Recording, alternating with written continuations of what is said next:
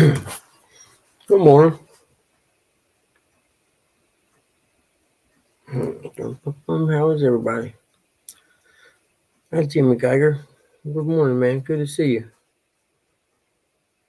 Look, last 5 minute countdown sure goes fast, doesn't it? Last 5 minute countdown sure goes fast, doesn't it? There we go. Better turn that one down. Hmm. I'm just looking at some stuff. Hey, Gig. Good morning, buddy. It's good to see you. Mr. Boats and Barbecue, good morning. How are you today?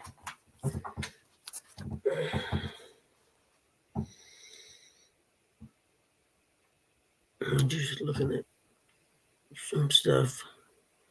Y'all got a long weekend, right? Unless you're like me and Gig, which we can have a long weekend anytime we want, I suppose. Seeing if I had any good Bible quotes written down today. I ain't seeing nothing yet that sticks out.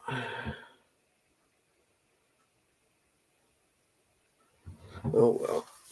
Good morning, Ashley. How are you today? It's good to see all you guys pop in early like this. I appreciate it. Oh man, I actually got a full night's sleep last night. Dad's been feeling a lot better. In fact, he's been feeling good enough that he's wanted to back down on his pain medication, which is okay. But I tell him, you got to tell me if you're starting to hurt, because if you are, then we're going to have to go back to it. The whole idea behind it is, according to the nurse lady, is to stay in front of it. Not yet, actually. I was going to go day before yesterday. It was nice out, but I ended up, I had an appraisal I was working on, and totally spaced that it was for a rental property, a single family home that was going to be used for a rental. So I had to do a what's called a rent comparable, which is find three rentals like it or whatever and put them in there to determine, what the average market rent is for the area. So ended up having to do that because I'm an airhead. And then yesterday, it snowed. It wasn't nothing that stuck, but there was snow flurries last night when I went to get the mail at the old house. And I don't know what it's going to do today. That and if mom's not doing well, then it's hard to go unless she's having a good day, like her eyes aren't super bad or nothing. Then I can go. Ashley, that is not a bad idea. Now that you mentioned hiring someone, I actually thought about looking into hiring a nurse to come in like on a Saturday or something for 12 hours or something. I don't know. Because the social worker lady come by yesterday, and that was one of the things we wanted to talk to him about was getting somebody to come in, and they have volunteers that do stuff like that to give you a break, but they can't give them any medication, which I understand. That makes perfect sense, and I wouldn't want some stranger having access to all the medicine we got anyway. But other than that, they don't have anything, she said. I enjoyed the cooking the squash thing the other day. Actually, I'm gonna have to find one. It's a big thing though. My goodness, I wish they had some smaller ones because that thing there. I don't know how long the spaghetti stuff lasts after you fix it, but I could eat maybe a quarter of a half of one. You know what I mean? So I don't know. We'll see. I really want to go fishing. I may go bluegill fishing Sunday though because my buddy I went with the other week, then we had all them bluegill laid out. He stopped by the other day and said, "When we're going bluegill fish again?" I said, "Dude, whenever you want to." I said, "We'd go there anytime." And it's actually closer to me than going down to where I catfish at. And I mean, you can go there and catch a bluegill one after another till you get tired of doing it, I reckon. And the good part is they're not little baby bluegill; they're nice big ones. He said he wanted to get about 30 to flay up and put in his freezer, which I done learned my lesson. I'm gonna catch maybe 8 or 9. I'll be fine. I don't want to clean that many in one setting, especially if it's cold out.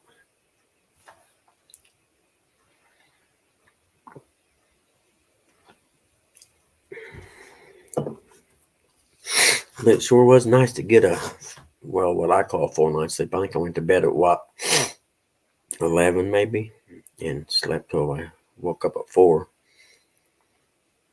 I'm not counting the 2 times I woke up to pee for some reason. I didn't figure that one out.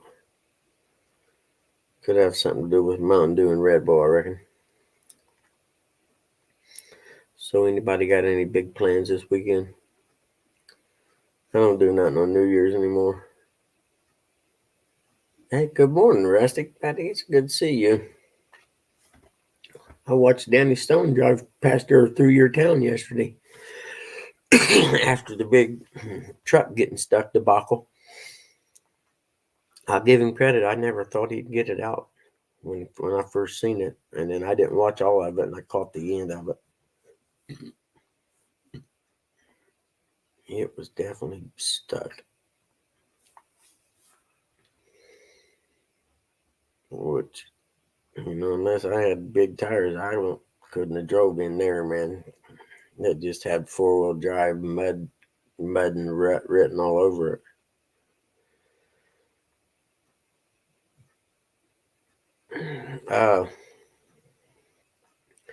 Yeah, you can go back and watch whose live was that.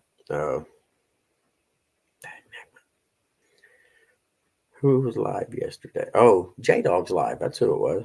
Yeah, go back about the last 45 minutes to an hour of it.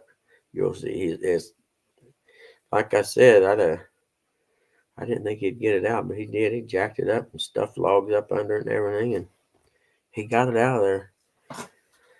My fat butt would have had a heart attack. I can tell you that right now.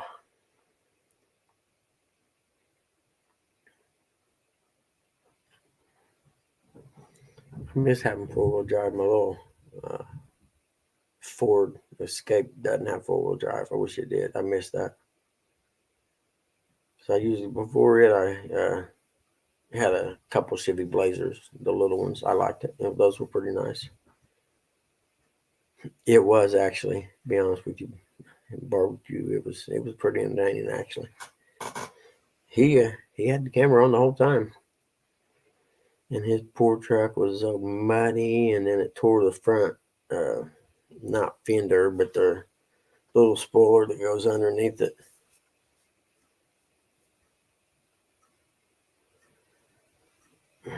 Yeah, Rustic. I'd imagine it. Especially right now, that ground's soft right now, like real soft, and he has pretty decent tires on that. I seen him after he got out on the road, but I don't know. It looks like where he was stuck at, and then over to the right over there, it looked like it was kind of opened up around the side of that rut. Maybe not enough, or I don't know. But either way it goes, he done a good job of getting it out of there. I didn't think it'd come out, to be honest with you. I thought he was going to have to call someone. And I think Possum was headed that way, if I remember correctly. Hey, Rowdy Roll, how are you, buddy? If you guys want to see something good, go find Small Water Charters uh, post he made yesterday. It was a throwback in time or something about the wrestling. It's pretty decent. Or wrestling, as Grandpa used to call it. Let's go. You want to go watch wrestling, bud? No, man, I'm all right, Pop. I can't afford to lose any more IQ points. My grandpa, he was a die-hard wrestling fan. He used to crack me up.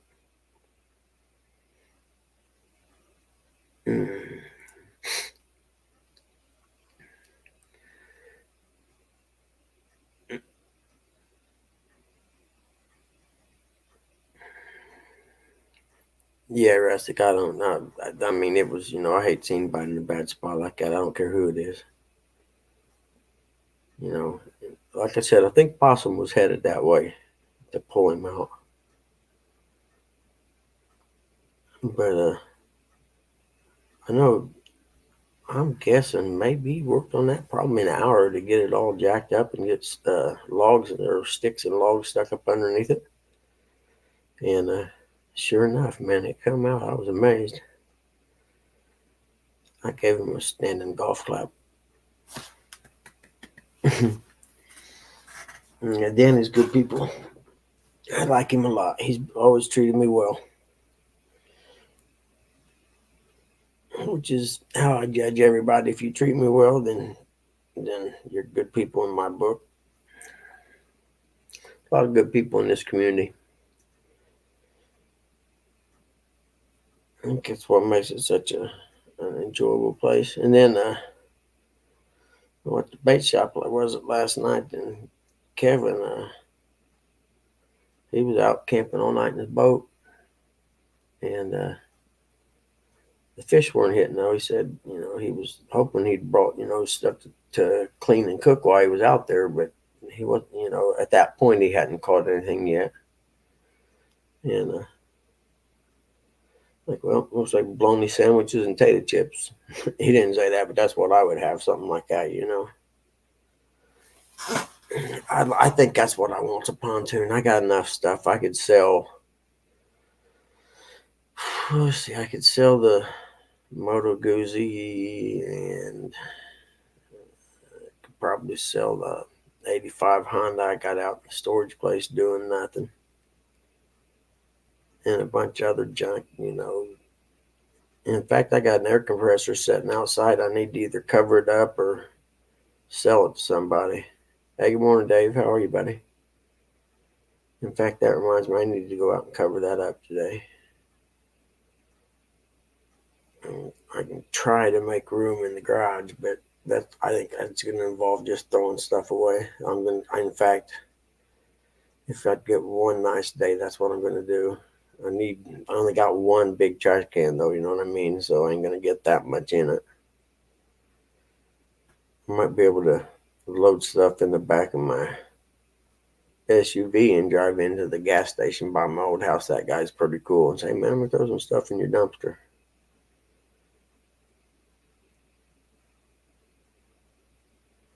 Did I miss him? Oh, Dave. Hey, good morning, Dave. How are you, buddy?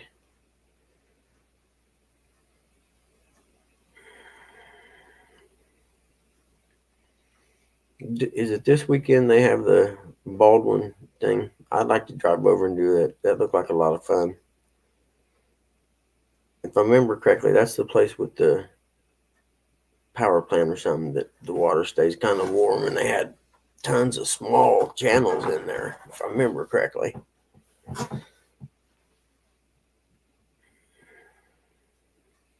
In that, I don't know. I was thinking it was last year, but someone said it wasn't last year, but it was either last year or the year before. It was real cold. There's a bunch of people that lined up there on the bank fishing. I don't even know what the temperature is here right now. Let's see if we can find out. 34 whopping degrees. Let's see. Update that. Oh, it went up 1 degree. It's 35 whopping degrees. Heck yeah, it's a heat wave. It's This is a weird winter. I mean, it was 50 something degrees 2 days ago, almost 3 days ago, I guess. The days I couldn't go fishing naturally. But yeah, I went from 50 to. I went to get the melt old house last night and stopped at the gas station to see my friends. And I walked out and it was snow flurrying. I'm like, you gotta be kidding me. Not yet, please. But then again, it's what, almost 1st of January. We haven't had any weather yet. You fishing today, Gig? You guys had some pretty gnarly wind down there, haven't you?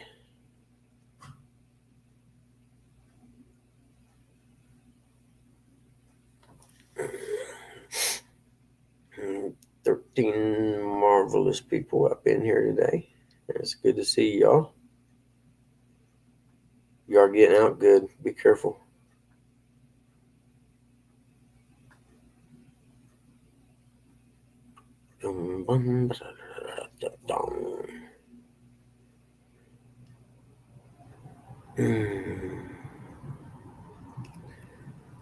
Yeah, I was sitting here yesterday. What was it I was doing? Uh, I had to add some stuff to that report I sent the reviewer, sent it back for some stuff, and I got that done. And I was actually watching J Dog's live, man, and sitting here in the chair, man, just dozed off. Woke up an hour and a half later, maybe. I was like, yeah, you need to catch up on your sleep, dude. Dozing off, sitting straight up in the chair ain't gonna cut it.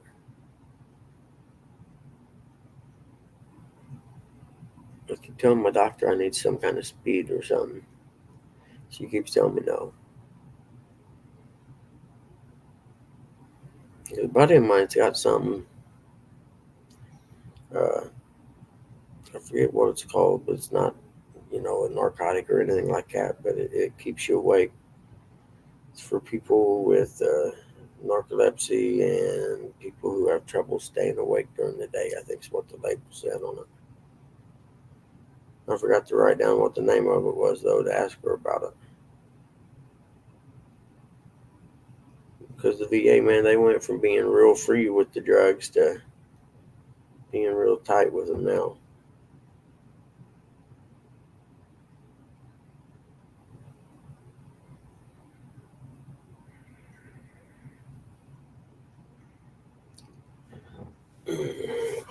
But I got up early enough, got cat fed. Both, I didn't see what it's getting daylight yet or not, but no. Got the cat fed and both dogs let out and back in. And gave them their treats because they gotta have treats if they go out. And I'm like, oh, okay. And they get to where they play mom. They'll go to the door and they'll let her out and they'll stand out on the deck for 2 or 3 minutes and come back in because she can't see that well, so she doesn't know if they're going out and using the bathroom or not. And they'll come in and sit down by the kitchen floor waiting on to go get them a treat and come back.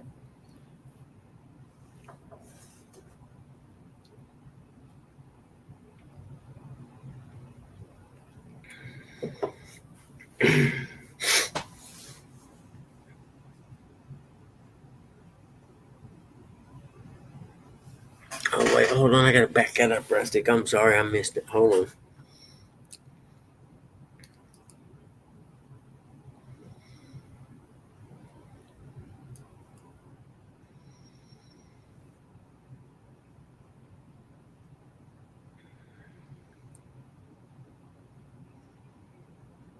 Did you give Possum a call? Okay.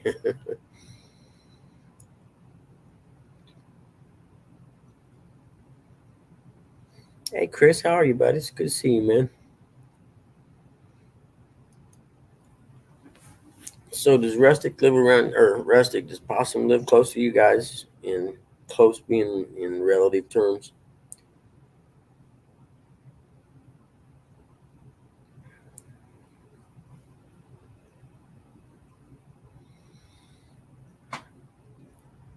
Hey Gig, you know what? I forgot to ask John. He thought I had him blocked or whatever because I could. He was having trouble where I couldn't see him or anything. And all of a sudden, it got to where I could see him again. I didn't do anything, so I wonder why he done to get himself blocked and B to get it unblocked. You know what I mean? Totally went over the top of my head. I spaced it.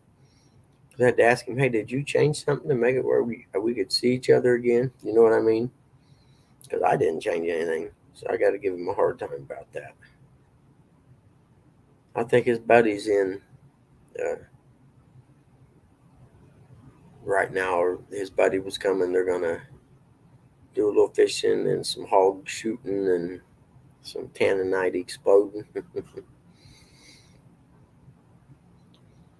know, I ought to buy him up some of that tannerite to have just in case. You needed to make some little explosive things for Civil War or people coming on your property. You could sure scare the heck out of somebody that's out there messing with your stuff. And pop a shot off on a little thing of tanzanite about 10 feet from them and have it explode.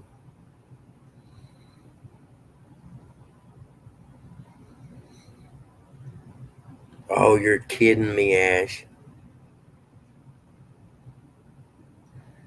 She was dragging the lead with the. I know what you're talking about. Is the stakes that you screw down in the ground. Yeah, it's bad this time of year because those will pull right out of the ground.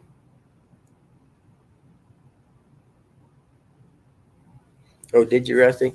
See, I don't. Why don't I get any of those? I don't get any alerts. No, I miss probably everybody's videos. I never get notifications for anything. And I went back and unchecked and checked and rechecked and everything else, but I just don't understand it. I thought about going in and purging everybody I follow and re-following everyone and seeing if maybe that would help. Yeah, see, actually, I never get them. I don't know what it is. And the only time I get an alert is like if you post a thing that says, tomorrow at 10 a.m. I'm going to go live or something. You know what I mean? And and then I click on the little, notify me. Rustic, I've done it, man. I've reset the bell on everybody at least 3 or 4 times each. I give, man. I don't know.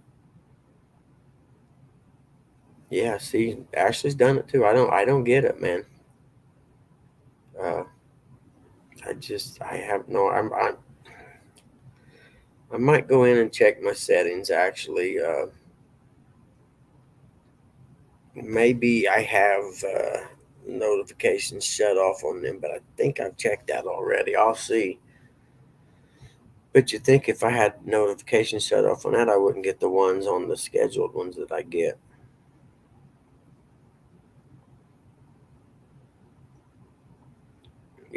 That's what I was talking about doing, Rustic, is purging everyone I follow and just refollowing them and setting everything up and see if that works. Because someone will come on and say, "Hey, I seen or like you're talking about right there. You posted a video the other day, and I had no idea. I didn't, that's why I haven't seen it. I had no idea."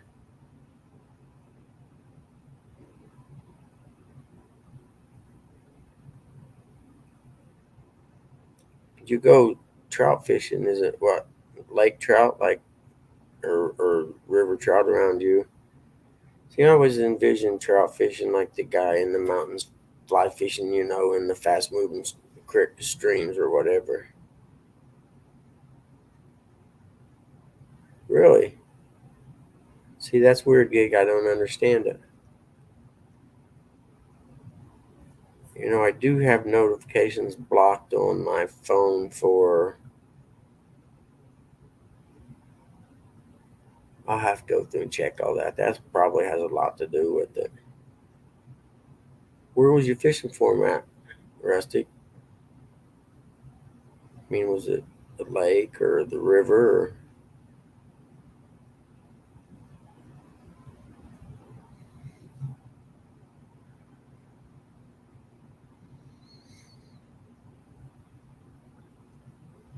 see, I have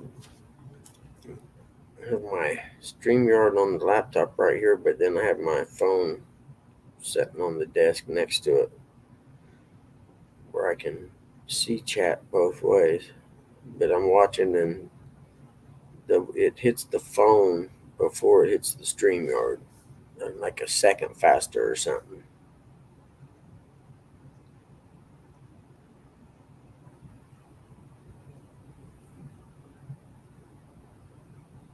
Oh, I'll bet, man. Yeah.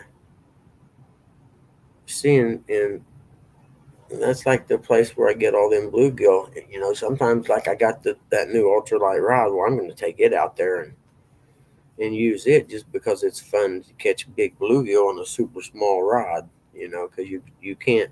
If you get a big slab bluegill and you're trying to turn it and it's going straight across sideways, it turns into quite a fight. And like you said, it's fun. That's the whole key behind it. Sometimes we forget the fun part of fishing. I've never eaten trout before. I would, that's something I would like to do. When I lived in Noblesville by myself, or me and my son, and he just wasn't home very much through high school with swimming and everything. But I'd always, I'd go like buy salmon and stuff at the store, and put it in foil and cook it on the grill with butter and spices and stuff. And I just don't do that stuff around here. Yeah, I bet it is rustic. That's what I mean. Super light. That's why I got the ultra light rod with the little reel. But I did look into there's a company, Mom's Meals. It's kind of like Meals on Wheels, only a lot better. And I got to call the number on the back of Mom's Medicaid or Medicare, whichever one it is, card, and see if they qualify for food delivery. If they do, then cool, we get it for free. But if they don't, then I got to pay for it. But I figured it would equal out the same as like going and buying groceries for them. You know what I mean? So it may actually work out equal out the same, and I could just pay for them. And I can't remember how much they were, but they were still cheaper than going to fast food right now. I forget. I went to fast food and got, I don't know, I can't remember what it was, but it was $21. I was like, how much? Can you check that again? And the bad part is, even if the economy gets rolling again, do you think then prices are going to come back down? I had no idea. Good morning, Miss Joan. Your name doesn't look familiar. I got to check you out and see if I got you, and if not, I'll follow you. I think I can do that on my phone. Let's see here. Da-da-da. Let's check out Miss Jones's channel. Never mind, I got you. Yeah. Mrs. Jones. Wasn't that a song? Oh, cool. Okay, got that. Back to wherever it was before. Oh, here it is. There we go.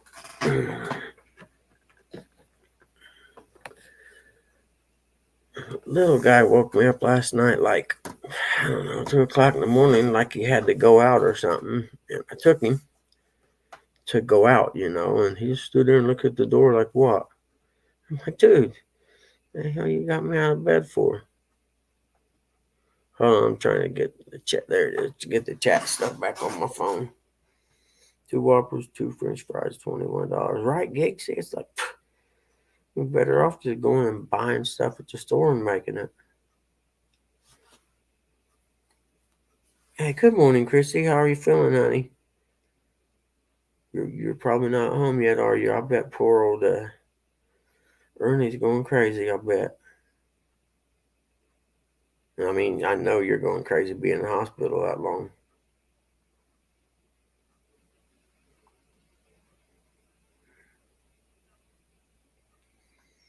I think the longest I've ever been in the hospital, like a continuous stay, was a week, if I remember correctly. So I'm very blessed when it comes to that stuff. A friend of mine's got COVID, man, said it was kicking her butt. Said she went to the doctor and he prescribed some medicine that her, not insurance like Medicare or Medicaid, she's waiting for a kidney transplant. So she, I don't know if it's disability or social security, she gets something, because she can't work. And that medicine that doctor prescribed her is $1,800 because her insurance people don't cover it or whatever.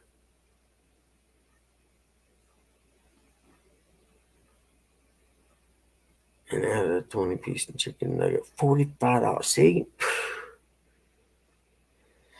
But I asked her, I said, "Why don't you ask them about ivermectin?" And they won't prescribe it to people.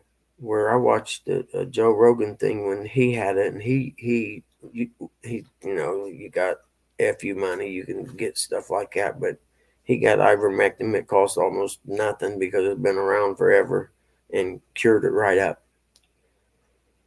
But that's not part of the plan of them, making the pharmaceutical companies rich. It's a new medicine's what her doctor told her, and it's what do you say? It's what the health people, whatever it is, uh, recommends for. I'm like, yeah, recommends my butt. He gets a big kickback from prescribing that, I'd imagine. About like they did with the opioids back in the beginning, the more that you prescribe, the more money we'll give you. Once I gig,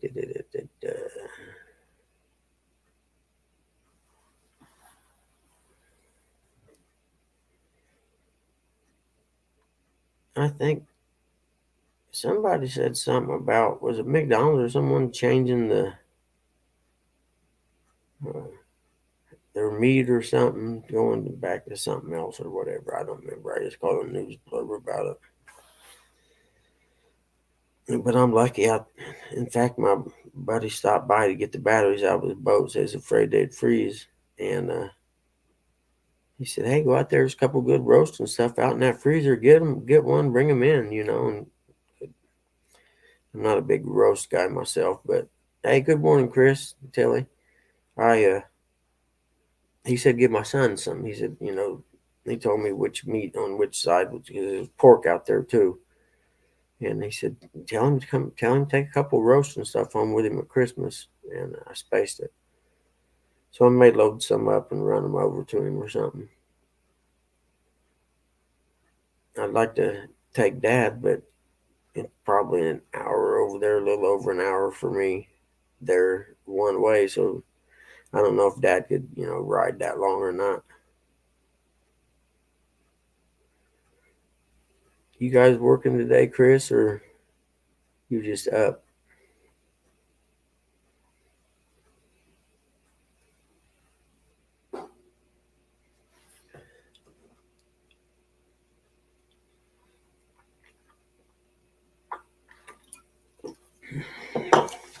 Me and Mom was talking. It seems like every time I get a couple appraisals, off till Tuesday, nice. Where are you fishing at? Every time I get a couple appraisals and go see the houses and come home, it seems like something happens with Dad that ends up making me have to hustle to try to get those reports out in time while I'm in turn trying to. Oh, are you? Cool. Who's fishing with you? Anybody? But we were talking about that, and it seems weird every time I get an appraisal and I'm getting to starting where I'm working on or something happens with Dad, and I end up being up all night. And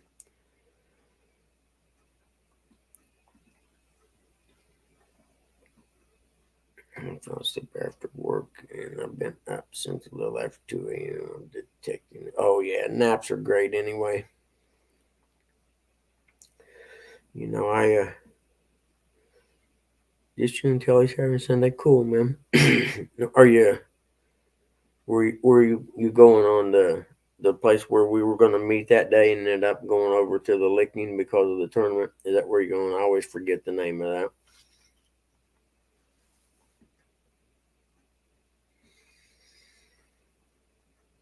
I took a nap yesterday, Ashley. Uh, Tanner's Creek, thank you. After I fell asleep sitting up in my chair for almost an hour, I realized, dude, you should probably just go in there and lay down for a little bit after I got everything done. Because usually when you send an appraisal in, all the loan people have a reviewer who reviews the report. And after all these years, I figured it out. If they don't find at least one thing wrong with the report and send it back, eventually they don't have a job because there's no need for them. You know what I mean? Because I kept thinking, uh, for instance, the one thing he sent one of them back for yesterday was on my sketch. Okay, the square footage on the house on the actual software where I make the drawing said, 1,377.7 square feet. Okay. Well, down in the where it breaks down how the house is measured and everything, it rounded it up to 1,800 square, right?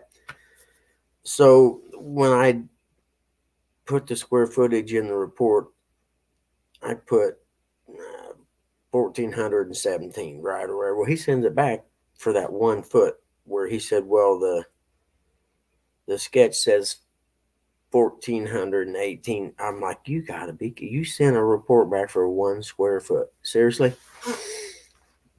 Which I may have even said something along those lines in the comments when because I was like, well, technically the sketch says 1,417.7 square feet. That's what, when you look at the picture of the house, and it always has the square footage out to the side of it. Tomato, I reckon. But I was thinking they've got to find something wrong with almost every report, because otherwise the people say, what are we paying the reviewer for? There's nothing ever wrong with them.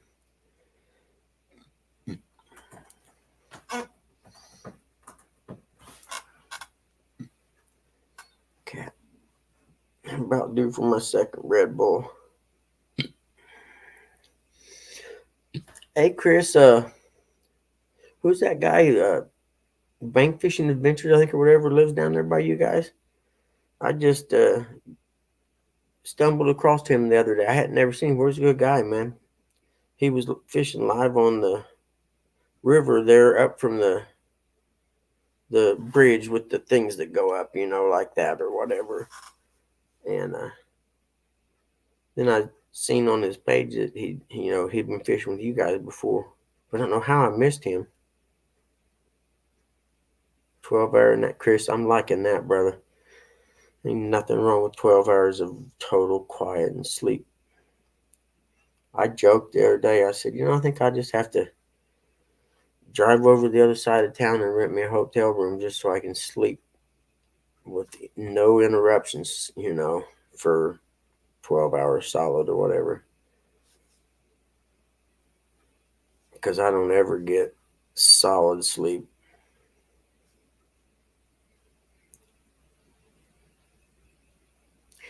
I think he had something. It may have been a short. I think it was a short. But yeah, he had something with you guys fishing with him. Hey, Daz, how are you doing, man? I'm doing okay this morning. To be honest with you, it's been better than most weeks have been. So I'm blessed today, actually. How about yourself?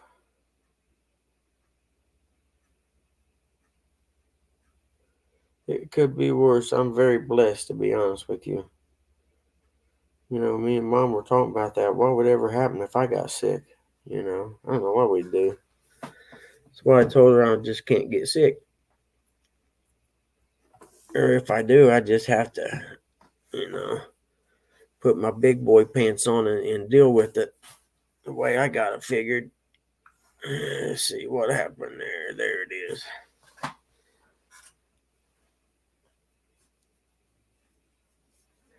You're not cursed, Daz. You're just being tested, brother.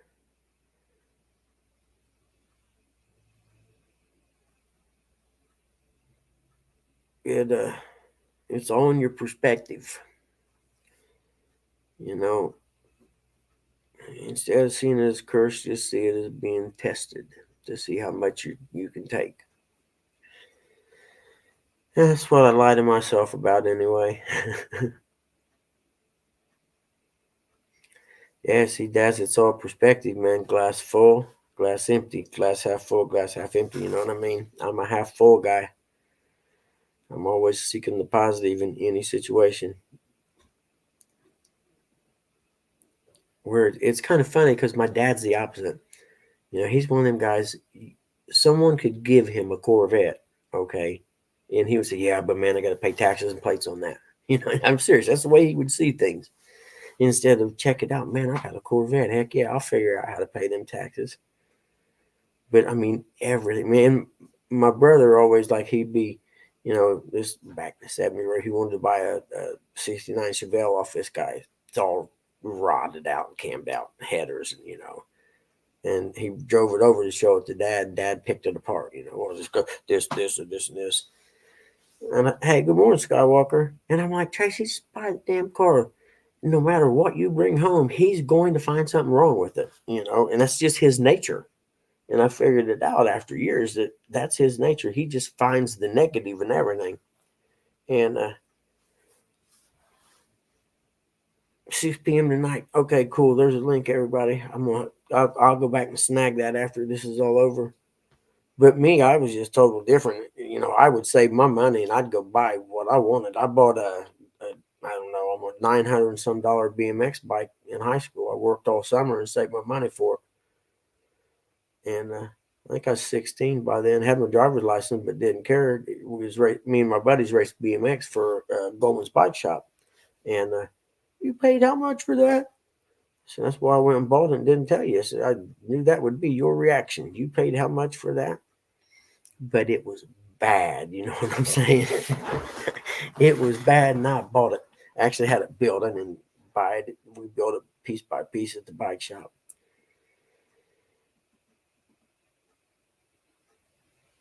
Link not clickable. Hold on, Chris. Let me check it on my phone. Let's see. I got it. Yeah, that's the one I was talking about right there, Chris. It's the same one. It worked for me.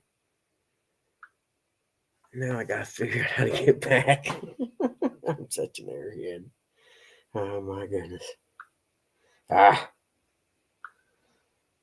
we go. That's how I get back. Yeah, that link works for me. Hey, Skywalker, I've been checking out that DFS stuff you do, man. You'll see where I joined your thing or whatever, but so I've just kind of been doing a little studying on. I'll get with you after first year and you're done moving and stuff, and we'll talk about it. Okay, I need to learn a little bit of advice, but I think I grasp the concept, so to speak.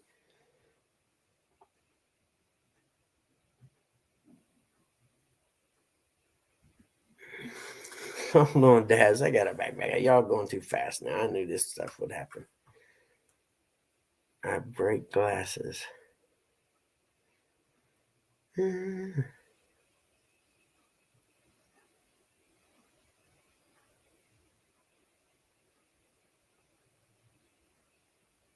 Okay. Yeah. I'm clumsy that way anymore too. Yes, Skywalker. I didn't understand what it was at first, but after I got in and started looking, I was like, oh man, I think I like this. It takes some knowledge and you got to put some time in, but I think I can see where it's beneficial, so to speak. Stan, what's up?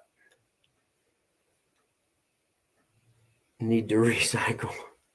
See, what you got to do, Daz, is you got to buy Red Bull cans.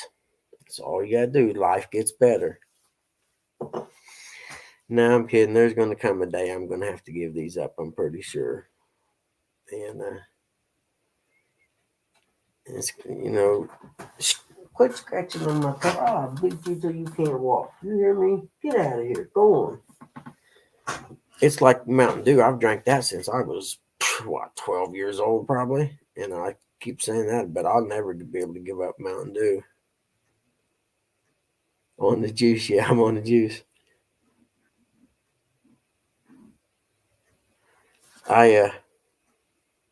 But Mountain Dew, I don't know. And then someone's, well, you'll drink diet. Well, I've tried it, and I've tried more than once, and I cannot get over the aftertaste. I mean, I tried a case and a half maybe of it worth, and then I've tried other times, and I can't do it, man. I'm not going to pay good money for something that I drink and make, and I don't like the taste of. I don't know. I'd rather be fat, I guess.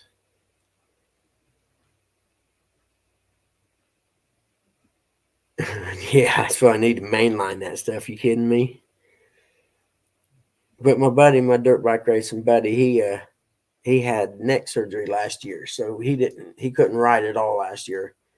And he called me the other day. He said, "Hey, man, let's plan on riding this year." And I'm like, "Sounds good to me, man." I said, I can maybe get away one day or something, a month or something. And there's a local race here that's kind of close to us that's been going on since the 50s. And he said, "Let's ride upland." I said, "Dude, that's a big want for me, but we'll give it a try." So there's a good chance I may try to get healthy again this summer.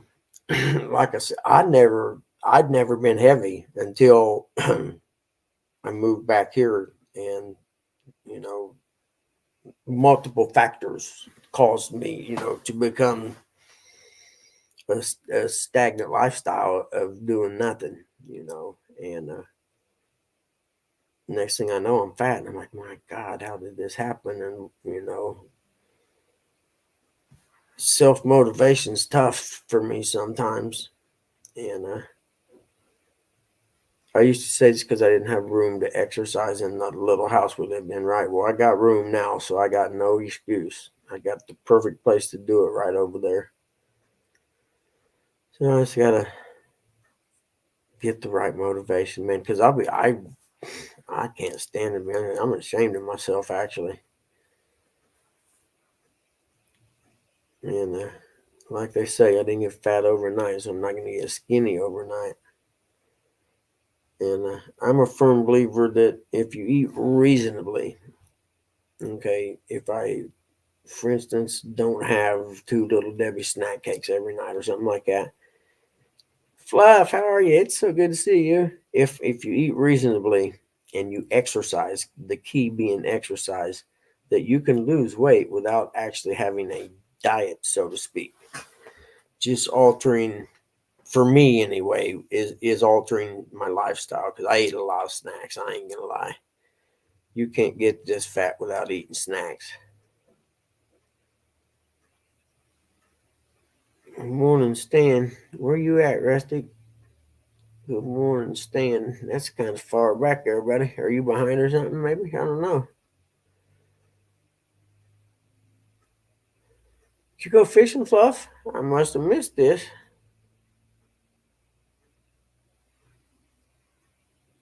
Yeah, exactly. All things in moderation. Actually, you're right. It's a fact. And yeah, Chris, the best thing about this community right here is the only place I've ever seen in my life that the people actually legitimately care about each other. It's not, hey man, I care about you, whatever. There are people in here that legitimately care about you and will make the effort to get a hold of you and see if things are okay. But yeah, all things in moderation. Unfortunately, I lived most of my life in all things in excess. Unfortunately, either it was doing radical extreme sports or something, whatever it was all gung ho 100%. Yeah, Stan. See, that started it too. I mean, a lot of mine had to do is, and I don't hide from that. I'm a recovering opioid addict, and there comes a point when you become an addict that you isolate, you become stagnant, and the only thing you do is your drug of choice and think about how to do it or get it again. Right? And I mean, I went from having a life where I went dirt bike racing 2 to 3 times a month, surfing when I could, to nothing, doing nothing. And this is the result of that. Plus, the COVID thing was, I mean, that was the worst because it happened at the worst time possible for me. I mean, I moved in to take care of my parents and everything, and then it hits, and I mean, heck, you couldn't even go to a gym or nothing if I wanted to.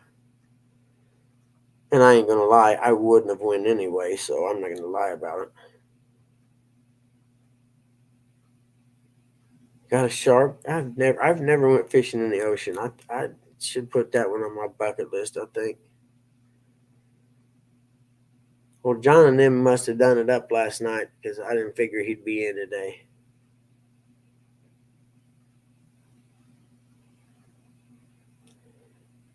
Yeah, Stan, I think I've probably gained about 50. I think I would say since I've came here. Yeah, Chris, they're getting bombed, man. You kidding me? Some of them. I mean, the swell that's hitting there right now. A lot of it is not even surfable, depending on where they're at. But yeah, they're getting bombarded big time. Biggest swell, and I forget. I was reading an article in Surfline about it. Oh wait, sorry, Rustic. I just seen you, buddy. Hold on. There you are. Hey, good morning, Hey, good sir. morning. I'm bad about seeing that thing down there, dude. I'm sorry. It's good to see you, How's Pop? Rustic. Man. How's He's Pop's doing he's this had, morning? he's had a couple good days, man. Really, it's been amazing. He Mom went did from she? You're breaking up a little bit, brother. He went from being in bed 23 hours a day for a couple of days in a row to, I mean, heck, yesterday he was up and I had to make him quit doing dishes. And I kept telling him, Dad, you got to let me know if you're starting to hurt. I said, not when you hurt, but when you're starting to, so I make sure I give you some medicine. Because Yeah. he said he wanted to back off on all the drugs he was taking. And I got to looking. He went from taking a couple oxys a day to slam, with the liquid morphine thing and the fentanyl patch and all that. And I was like, yeah, I understand for sure, man. We probably should. I thought that to begin with, Yeah. but the key is to not let him live in pain. And I never seen anything as free with drugs as the hospice people are. Their mission is to make sure you don't have any pain. Yeah, Yep. close 20, 30 feet. You're right, man. I'm talking, it's huge out there right now. Yep. Morning, Fluff. Good day. Am I still breaking up? A little bit, yeah. It's our Wi-Fi. Our Wi-Fi sucks. I had something going with our cell tower here the last week and a half or so that if you called me or I called you, I could hear you fine, but you couldn't hear me at all. It just garbled. And it finally cleared up yesterday. I figured, something happened to the cell tower because I'm out in the country. The one cell tower that feeds this area, I suppose. And Hey, no, because it was the holiday, they probably took a little while to get to it. Hey, Jane Jay, good morning. yeah. You want to know what's weird? About a week ago, everybody's internet went down in this part of Missouri at 3 o'clock, and it didn't come back on until like 2 o'clock next morning. Really? Yep. Are y'all fed by are you talking about through the cable or? Anybody that was on AT&T, they in this part of Yep. Missouri. Yep. I mean, there was people on Facebook that lives all around this part of Missouri here. They was complaining about it. So, man, Uh, Are you on the AT&T fiber stuff to the house, or is that how? Are you talking about their satellite type stuff over the air? I don't know. I just got a box right there. It's the What's cable of the internet for AT&T, Yep. and And it comes through. everybody at 3 o'clock, right on the dot, everybody's shut down. Yep. They had something go down. There's a server's not the right word, but they have Just something that feeds that area, right in over, look at the map over, kind of like your fish locator where it makes the circle out, you know what I mean, under your boat. Think of something servicing your area, and that's what it does. And whatever that was went out. That's why everybody's went out. yep, And then you're like, well, see, and I got AT&T too. That's funny because my phone service messed up real bad.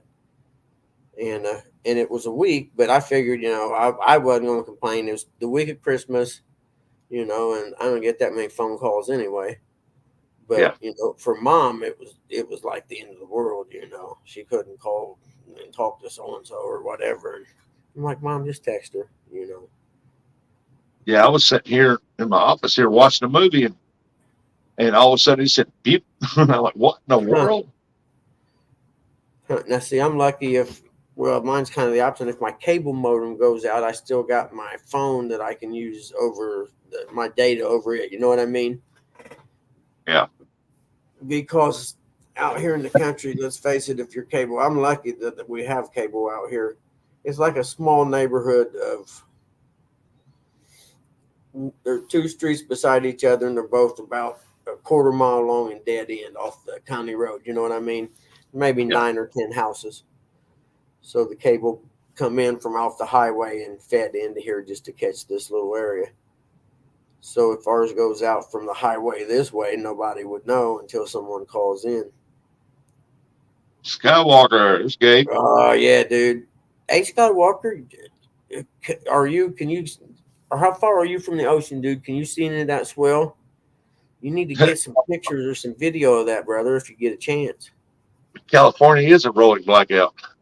Yeah, yeah. I never heard of anything. I mean, I can't even fathom that. But yet they want everyone to go to electric cars out there, and it's like, but wait a minute, you can't if you have rolling blackouts like that, and you're going to increase so much more draw on the system if you all of a sudden add all these electric vehicles to it. You know what I mean? You already have an overloaded grid, and now you want to add more to it. I mean, it just doesn't make sense. Yeah, it don't make sense on electric cars anyway. I mean, look at today's vehicles. They have a charging unit on it to keep your battery charged up. Why can't they put one on an electric car? They can. Yeah. Oh, okay. So Skywalker, that's only in Southern Cal where that's hitting. Okay, I didn't know. I didn't look at the wave map or nothing. I was watching an interview with Elon Musk, and one thing he made sense about is in a shit hits the fan situation. Okay, where the grid goes down, for instance, all your communications are disrupted. So you're talking the ability to dispatch gasoline to different areas. Everything gets disrupted if the system goes down. He said, if you had one of their cars, at least you could have your own little solar panel it would take forever to do, but you wouldn't be completely without a means of charging the car. Yeah. Well, hey, nothing. If everybody went to electric vehicles and somebody launched an EMP over here, everybody'd be Yeah, screwed. that's the one I'm talking about. If you don't have a vehicle that has points and condensers and stuff, those are the only things that'll run. If that happened, the old vehicles will still run. You see what Gabe said? Yeah, I'm looking at. Are you kidding me?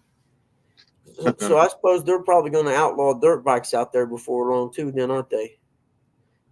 Well, they've So outlawed. that is actually a 4-year window. I didn't know. I knew it was coming out there, Gabe, but I didn't know it was that close.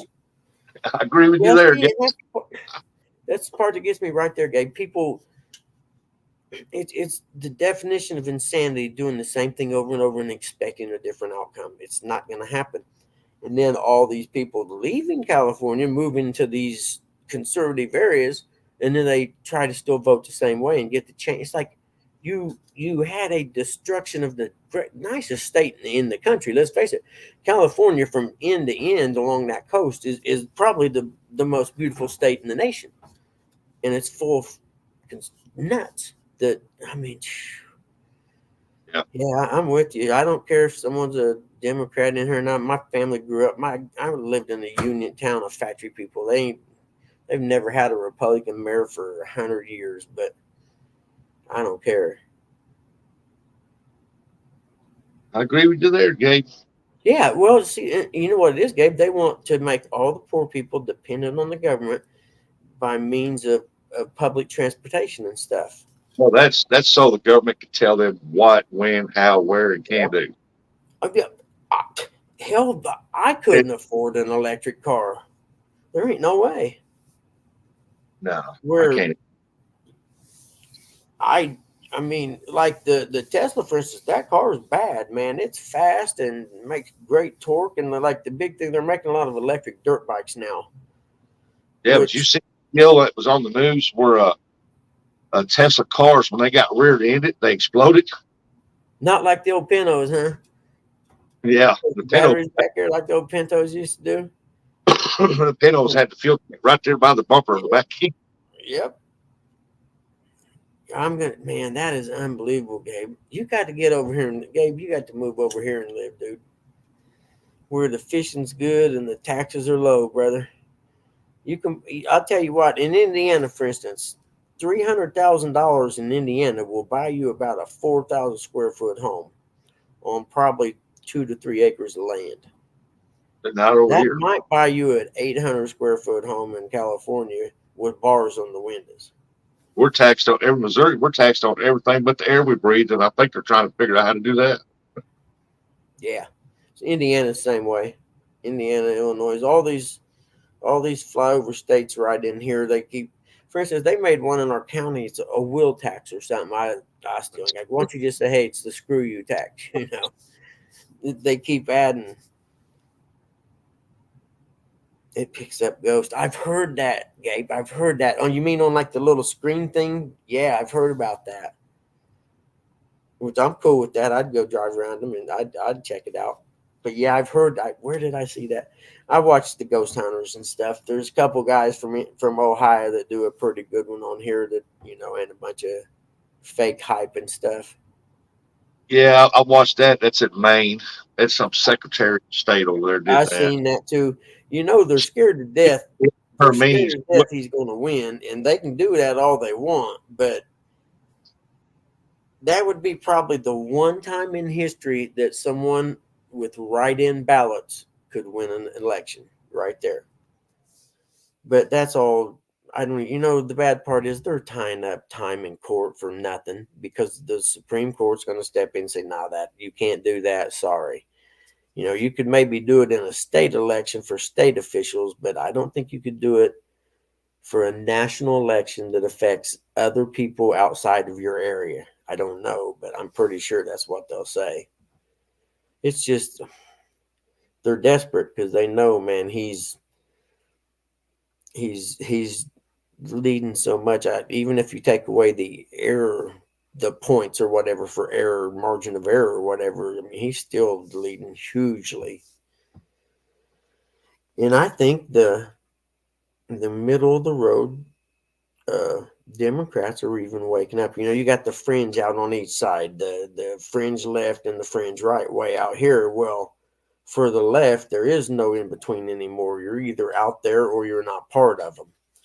And fortunately, on the right, it's not like that. You still have the people that are in the middle of the conservative scale or whatever you want to call it.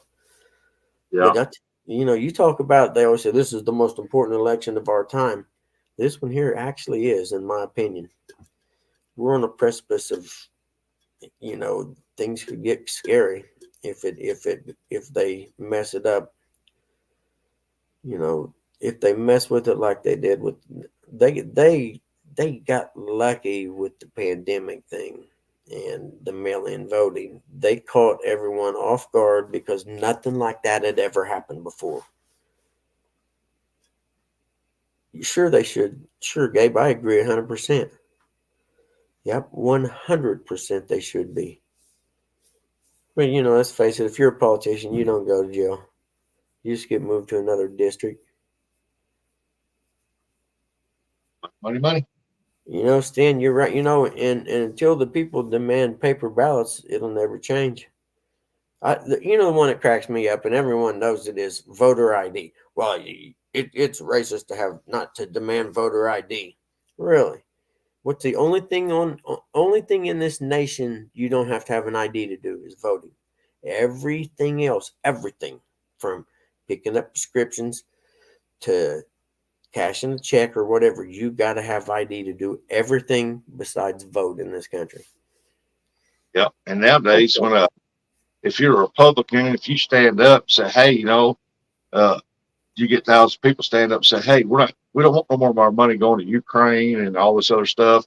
We need help. We need to get stuff fixed here. Well, they try to throw you in jail for it. So a lot of people ain't standing up no more. They're like, I don't want to go to jail. Yep. And it's got to change. But for one, have you seen the massive migration they have going on right now headed to the border? Dude, I mean, it looks like I don't know how many thousands of people it is. But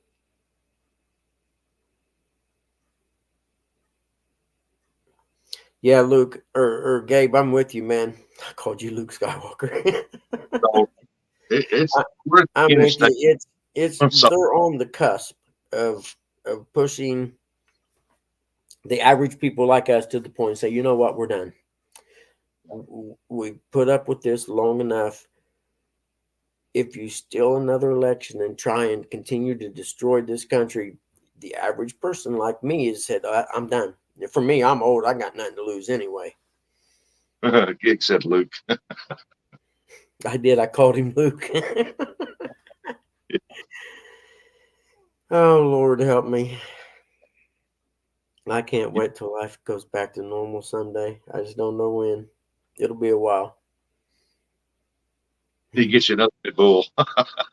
I'm getting ready to go get me another one right now. Since you said that, but I'm old now. I'll be 60 in February. I consider it old. The last election, when they elected a man with dementia to become the president, I'm done. I've washed my hands of this country. You guys are idiots. I'm done. I got maybe 30 years left. If I'm lucky, that puts me at 90. I'm done. I'm just going to do me and live in my own little world until it's over with. Because if these people are stupid enough to let this happen to their country, they deserve every damn thing they get. The young people that are going to have to live with Nope. this down the road.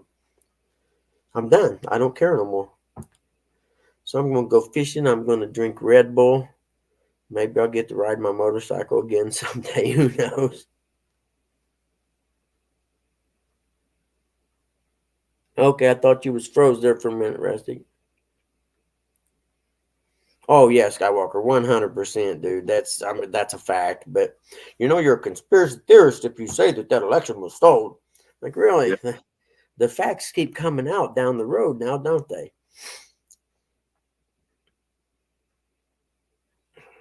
Chris, you're right. And like I said, I don't know how it happened. Yeah, they stole it. You're right because there is no way he got more votes than Obama ever did. Are you kidding me? The guy lived in his basement for the whole thing. And that's what the whole COVID thing and the mail in ballots was all about. That's the No, only way they could cheat that way. no, it wasn't Biden, and it's big money from the government on certain people passing it down to the the vote tally stations in Yep. certain areas, saying, "Hey, let's make some of these Trump votes disappear, uh, run just these," Like and like because they like Obama, for instance. Obama came when out he of got nowhere. You'd never heard of him, and all of a sudden you did. the voting places were ran by Democrats, and because it was their time to, it's okay, we're taking charge of the counting the votes, and you stand over here, you watch, verify Yep. whatever. They kept them way over, And then and they put paper up over the windows. Remember that? yep. In the one voting area, they put the paper up. I'd have broke a window if I'd have been one of the people in charge of watching. I'd been What was like, that? I'm going to jail. They made the Republican counters go outside, Mm-hmm. made them Mm-hmm. stand out while they was in there counting votes, and there's not there's supposed to be uh actually there's supposed to be three people standing at each booth when they were counting the votes, Yep. so to verify, okay, yeah, they put him in there right. And the bad part is they let them make them leave. I'd have been like, I ain't going. Who you talking to? I ain't going nowhere. Two things gonna happen. You're gonna arrest me, or I'm gonna stand right here. And if you arrest me, we're gonna film it, and then we can explain it in court why you arrested me for watching you steal votes. Yeah, Like I said, it's though, I quit. I give. No more politics. I give. From now on, I'm fishing and living me. And these idiots who let that happen. The young people, all they're waiting for is our generation to die off because they know our generation is probably the last one that would stand up and take up arms. After we're gone, it's over with. Anyone 30 and or I'd say 40 and back, they know that they'll just let it happen. So they're just waiting on us to die off, believe me.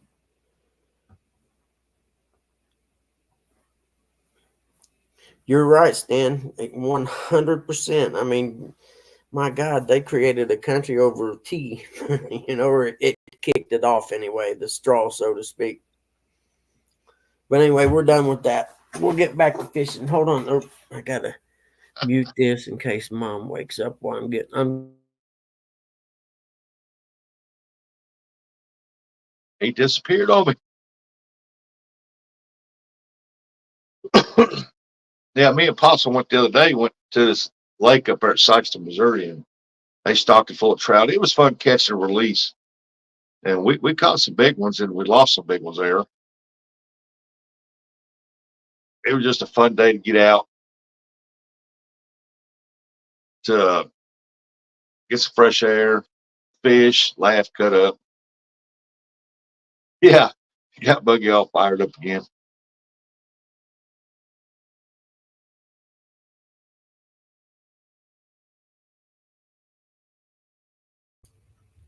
Is there a limit on how many of those trout you can take?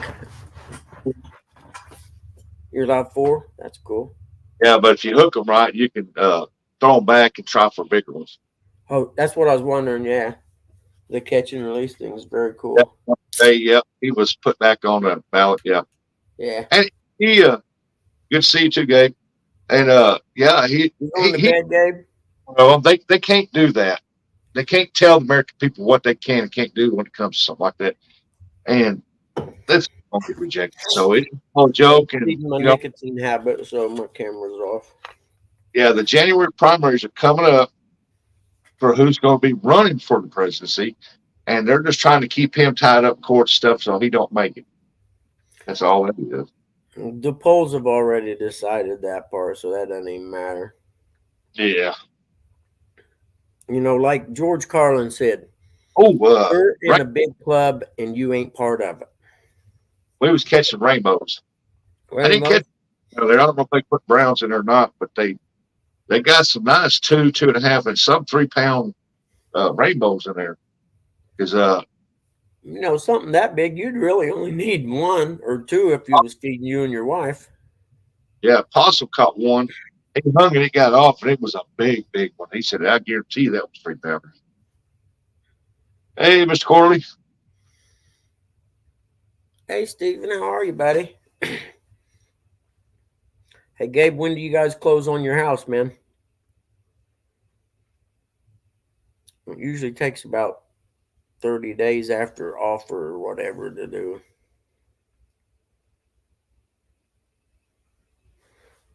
I mean, I had fun up there. I mean, he called me up and said, "Hey, you want to go trout fishing?" What? Yeah, I'll go trout fishing. I ain't been fishing in a while, and they're putting off my shoulder surgery or whatever. I Yeah. go to this for my MRI at 9 o'clock, uh, and then the 4th I go and talk to the doctor, and then they're gonna tell me what they're gonna do. What did you fish with them? Did you use jigs or live bait or Uh, I used these right here. They're the Gulp by Berkeley, alive. okay, so will you run them on a bobber with that on the hook or whatever? Yeah, I got a little trout hook. I mean, trout floats, a little beady one. Oh yeah, cool. See, I love bobber fishing. I think it's fun. It makes it more exciting. Yeah, I run it about a foot and a half deep, and I put a little bitty split shot above the little hook, and I Yeah. had it about, I don't know, 6, 8 inches up, so the bait would float up a little bit. Yeah. And man, they Yeah. You know what I thought about doing where I've been catfishing at because it's a little inlet there, and I thought about rigging one up with a float on it and running it maybe 3 feet down from the surface, you know, and running. I could I could even run live bluegill, I guess, and yeah, using one of my poles that way and just throw it way out there with a big float and just let it swim around, you know. yeah, And that's why we're I like my bluegill fishing. I usually use crickets, but at the place at my buddy's house, I just buy some driftworms, and I just like bobber fishing. I think it's exciting because you get to see the bobber go under, you know. And I don't know, I'm still a kid that way. I love fishing with a slip floater. And I'm then in South, right here next to the Mississippi River in the Boot Hill. I like the run though because what I've been doing recently when I'm catfishing with my the Abu reels, the clicker on it's really strong. So Yeah. I'll cast it out and run the line tight, and then I'll trip the reel with the clicker on, and it'll actually hold it if there's not a bunch of wind or nothing. It'll hold the line taut. And then when you get a run, you get to hear that reel just start screaming. I'm like, oh yeah, this is good stuff. Yeah. Well, see, right now, that place up there is just a fun place to go fish. You take kids and whatever up there, and Exactly. That's what? perfect place for kid. I mean, it's they stock it every year with trout just so they can get kids and people up there. The city folks go down there and fish that don't get out and fish normally. Yeah, that's why And I'm going to take my grandsons to out to my buddy's house where the bluegills one after another. Because if you yeah, teach a kid to fish and it's exciting like that, where they're catching one after another, you pretty much have them hooked for life. Then and you slowly take them to places where you may not catch as many, but you're going to catch bigger fish. yeah. I mean, right now it's actually too cold to try to take the little kids up there to let Oh them fish. yeah, yeah, yeah. I'm talking, Good. spring, Grand- summer. That's My what. she, oh man, she loves to fish. She's ever since she was, I took her since she was born, man, just a baby out there, and and by the time she was, oh heck, 6 years old, man, she got her little pole, she can cast it and everything, and she caught her first crappie when she was 6 years old. Nice. Where my son takes my grandsons to the place that where me and dad always rent the cabin out or whatever. We've been going there for years, but I want to take them out to Sonny's where it's literally, and I'm not, well, you've seen that. I don't know if you've seen it with that pictures I posted of the bluegill laying on the board. That was 20 minutes of fishing right there to catch 25 minutes to catch all and that's not counting some of the smaller ones that we threw back also, so you take a kid to a place like that where that bobber hits the water and within 15 seconds it's gone, and that kid, they're hooked for life then. That Yeah, and the best part is my friend, my dad's friend that owns this wants us to take as many out as we can because nobody fishes this lake. He only lets a few people come in there. So he doesn't want it to get too overpopulated. You know what I mean? Because yeah. he's texted me 3 times since we was out there and said, "Hey man, when you guys gonna come out and get some more than bluegill?" So I called my buddy yesterday and said, "Hey, we got to go out and get some bluegill before it freezes." But then I got to thinking that'd be a great place to go ice fishing at because Yeah. I've never brought a fish up through the ice. I've been ice fishing 3 times and decided this ain't for me. Only ice fishing I done from the bank, and the ice was out in the water the ways. I thought, man, But I got to thinking that place there. I mean, you could pretty much cut a hole anywhere you wanted around this small lake slash pond, whatever you want to call it, and yeah, you're going to catch bluegill. It doesn't matter where you cut that hole at. So yeah, I'm like, bro. if we get any ice, that's where I'm going to go. In this part of Missouri here, the water don't freeze like that where you can get out and ice fish. I mean, back in the '80s, 2 or 3 winters there, it froze deep enough you could, but ever since then, man, it just don't get that cold running for that water to Mhm. freeze. Walk on. And I'm not. They say you can go out on 3 inches of ice. I'm not. If it ain't 5, 6 inches, I ain't going. I'm sorry. They say 3 inches will hold you, and I'm like, not me. I'm fat.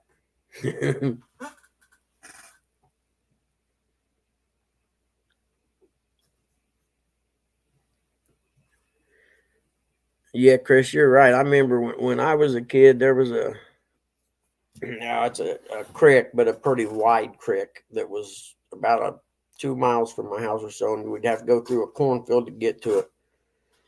And I can remember day after day of being a kid and getting up in the morning and walking over and fishing all day. Me and a couple buddies of mine. And like you said, once you get the bug of fishing, it's over with. Yeah, yeah. I've taught my oldest granddaughter. Like I said, I've got pictures of her out there when she was a baby, growing up, fishing with me, sitting beside me fishing. Uh, my grandson, I took pictures of him as a baby out there and trying to teach him. And youngest granddaughter, she's a little bit too young. She don't care for all that, man. She's got a little bit of autism, Yeah. something, and she uh, right now she's in a stage where she has everything has to be in a certain place. She'll take it out 100 times and put it back. Okay. Yeah. OCD. Yeah, and so basically waiting to see, let her get a little older, then introduce her into it. Gig, are you talking about like a thin sheet of ice across the water from it being cold at night down there sometime? I've seen ice on the backwaters here in West Florida. Now, yeah, sometimes it does get cold in California. That cold enough to put a little ice on. I lived in California when I was a kid till I was 13, I've and I we've mean, had to like work. here, you'll get up in the mornings here, and there'll be a thin layer of ice over. If there's a little mud puddle or something in the driveway, it'll have that thin layer of ice over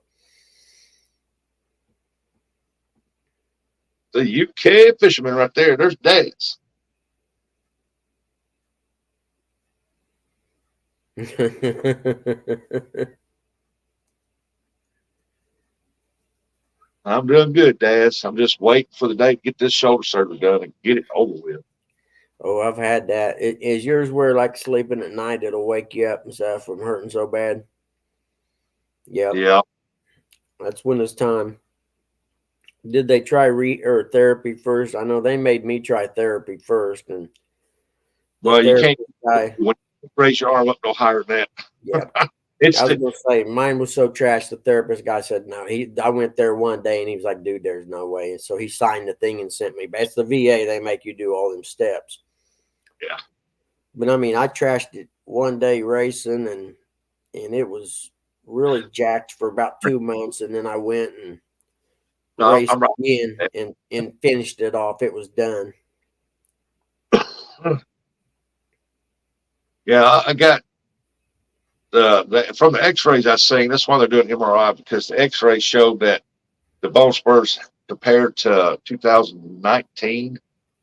I think it was 19, might be 14. 14 uh, showed that they've got bigger, and some of them broke off in there, and one of Oh, them split and curled, and that's what's causing me all this severe pain yep, now. yeah. I know my knee sometimes it'll lock up, and I'll have to take my hands and put my fingers and move my knee, and it's like a piece of cartilage or something is floating around in there, and it'll get caught in the middle of the joint. You know what I mean? And you Yeah, can physically move it around and get it to pop away from wherever it's at, and you can move your knee again. But yeah, if it happens at the wrong moment in the wrong spot, like if you're carrying something or whatever, carrying groceries in, and it does it. It's yeah. like, oh crap, I can't move. Yeah, I was on top of a house one time, uh, and I don't know, the shingle I stepped on was loose. I didn't know it. I stepped on it and it slid out from under my foot. And I Hmm. rolled off the house. When I did, I hit the ground and they had a two Hmm. before the edge, had a flower bed type deal, and my Hmm. kneecap knocked it Oh, sideways. I, I rolled over. All I was in pain. I rolled over, seeing that. I took my hand, hit it, knocked it back in place, and yeah, that was even. yeah, yep. I've seen that happen before the kneecap go over. Yep, it kind of And freaks you out. every once in a while, I look down there and I could hear, I could feel, I could hear it. I could feel my knee when I walk go pop. Oh, yep, yep. You'll be getting a new knee for long. I know. I've dirt bike racing, especially. I've seen guys that they've dislocated their shoulder so many times that it'll happen and they'll pop it back in, or have someone pull their arm and pop it back in. And I know I dislocated mine once, and the way it popped out behind me, and they fired me up with everything to try and get it loose enough to put it back in. They ended up putting me out cold, almost Yeah, like a surgery, putting you out so all my muscles relax and they could get it back in. The yeah. I worst part got about shoulder surgery is the recovery time. this this year on this one right here. The next year they're going to do this one. Yeah, the recovery time is so long on the shoulder. I'd rather have a knee replacement than a shoulder surgery. I don't know. Okay, Steve, let us know It's, what you have, man. I'm thinking a couple eggs over easy, some whole wheat toast, bacon, maybe a half order of biscuits and gravy on the side. That's what well, I'd it's have. better than having my colon removed and being cut from crotch to above your belly button. What was that? Your colon? Yeah, Yeah, I had 18 inches of mine removed. Yeah, I almost died from that one there. I didn't pay attention to the doctors, and I should have. yeah. Morning, So Parker. Warner Parker, yeah, you've been cut from crotch to above your belly button too. You know the Yeah, pain. yeah. And then the bad part is that where they done the incision opened up when they took the staples out, and I had to pack this stuff in it for 3 or 4 months as it slowly closed back up, which So scared the crap they out took of me. uh, mine. Mine ruptured on the inside, so it caused infection. And Yep, so that's what happened to me. Yeah. they noticed that the infection was bulging on it a little bit. So when they took the staples out, they sliced it again and left it open up and put this drain thing in there. Yep. And then when I finally got to go home, they just said keep this packing over it until it closes up. Yep, that's why. Yes, I had like this felt stuff with little sparkly things in it. But what happened to mine originally is I had a perforation in my colon. I had this big, massive infection inside me, and I got sick. And I was feeling my stomach hurt real bad. I call it my stomach, but it's in that area. And it was the day I'd raced a 100-mile dirt bike race the day before, and that next morning I got up and I couldn't even stand up. And Yeah, so my girlfriend at the time took me to the VA, and they done a blood test and freaked out. You know how your white blood cells get all out of whack or whatever. And they slammed me in the hospital and start, pumping me with these antibiotics. And I remember the nurse guy come in and he's like, "Dude, I don't know what's wrong." He said, "But these are the most expensive antibiotics there are." He said, "There is none stronger." And I had 2 appraisals scheduled that week to do just see houses.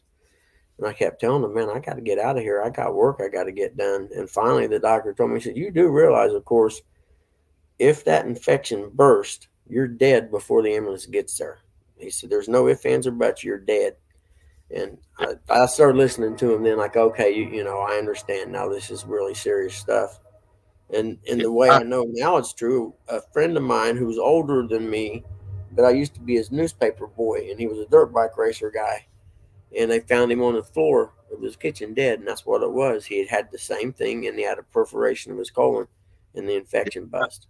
I was got diseased under something on both sides, and one side swelled up the size of a grapefruit, the other side of a baseball, and the one the grapefruit when they detected it, it was about ready just to blow up. And I was in the hospital for over 30 days. Yeah, I say, yeah, They that would have killed you instantly. put antibiotics in me trying to get it down. Yeah. And they released me and they said, well, we're going to schedule you for surgery. I mean, we got no choice. We've got to cut all that out. And so when they was trying to get all that set up, me and the wife, I was feeling better. So we went over to Kentucky and we were skipjack fishing. Well, we was there for like a couple of hours. I told her, I said, something ain't right. I said, let's go home. Something ain't right. So we was driving, and as we was driving, I was in bad, bad pain. Yep. 2 days before that, I went and had an MRI done because they just want to keep an eye on it. And on the way home, they said, get to the hospital now. You're about to, it's bleeding. You're about to blow up. Told them, I said, I think it's a little late. I think it done exploded, and it did. I had infection all up in my cavity and stuff in my gut. Mm-hmm. Mm. Yep. And it'll kill you. Sometimes you got to listen to the doctor. I didn't. I mean, but in fact, I forget how long I was in and out of the hospital. It was a week at a time, but it went on for 3 or 4 months. Yeah. Well, I And had my they, surgery. Well, they kept me in there for about another 30 days because they wanted to keep an eye on that and see if there's any. I get a yeah, real bad infection or whatever they call it, and staff, yeah. I done a little better, and they finally sent me home. I know I would go in because the infection would come back and they'd have me in for a week and then they'd give me a 2 week thing of antibiotics. And they'd tell me, you take these 2 week thing of antibiotics and then you'll come back in and we'll test you. And if your white blood cells and everything are back to normal, then we'll do the surgery. Said they couldn't do the surgery if the infection was there. I'm like, okay. Well, that happened 3 times. Okay, I'm in the hospital a week. I go home for 2 weeks to do the antibiotics. And then 2 days after I'm done with that 2 week bout of antibiotics, the fever would come back and I'd be back out there.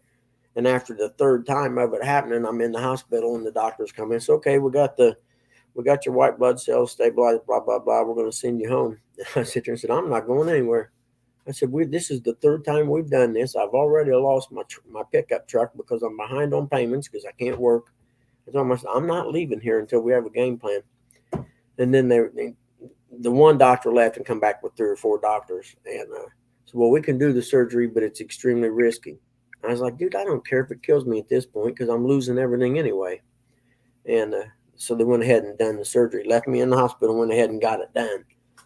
And fortunately, it everything come out right. And at the time, they were doing an experiment in Europe. They have this antibiotic sponge, okay, and the abdomen area when you have surgery is real susceptible to infection, where like the scars open up and they get the infection inside. You know what I mean?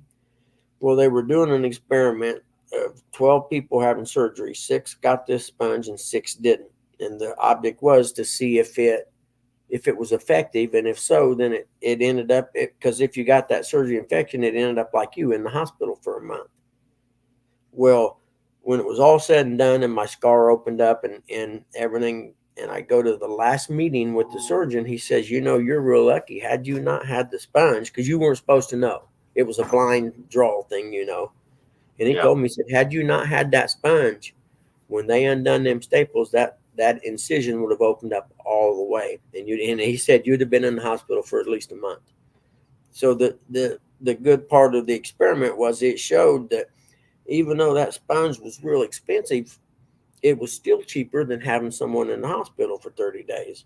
So it would be smarter to put that sponge in everyone that has surgery as opposed to not doing it, because I forget what the percentage was of people that had issues with the staph infection from surgery, Yeah, which I I have don't to. understand. I don't remember that happening when I was a kid. Yeah, about twice a year, I've got to go get my blood checked because I start getting tired, real tired, Yeah. and and when they see my white cell counts up high, the infections came back. Hey, Greenwell, what's up, Mike? Morning, Mikey. The funny part, the surgeon that done my surgery, he was the VA in Indianapolis is right next to IU Medical Center, and a lot of the IU resident students or whatever, do all the surgeries and stuff. And the doctor that I had to do the surgery said he was from Costa Rica. And I asked him, I said, so when you get done doing all your stuff here, are you going to go back home? And he said, oh no, he said, we don't have this stuff in my country. The problem with the intestines and getting the diverticulitis or whatever. And he said, we don't have it in my country. He said, it's your diet here in America that causes it. He said, I wouldn't even have a job there.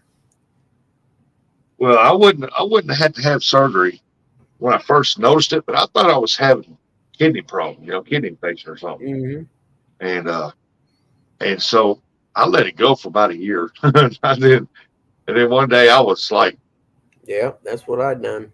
we're in pain. I couldn't stand up. I was like, I can't touch that. That's so hot, swollen. And so when they took me in, they done X-rays. They run me down to MRI, and they said, "Oh shoot, we got to admit you now and get antibiotics started." They said, "This colon's about to blow up." Mm-hmm. Hey, Mikey, Mike, you fishing this weekend? But I had no idea they was going to take out almost 24 inches of it, though. Yeah. It's just amazing you have that much to spare. You know what I mean? Because I lost 18. And I was like, the heck you going to get 18 inches of stuff out of my body? Yeah,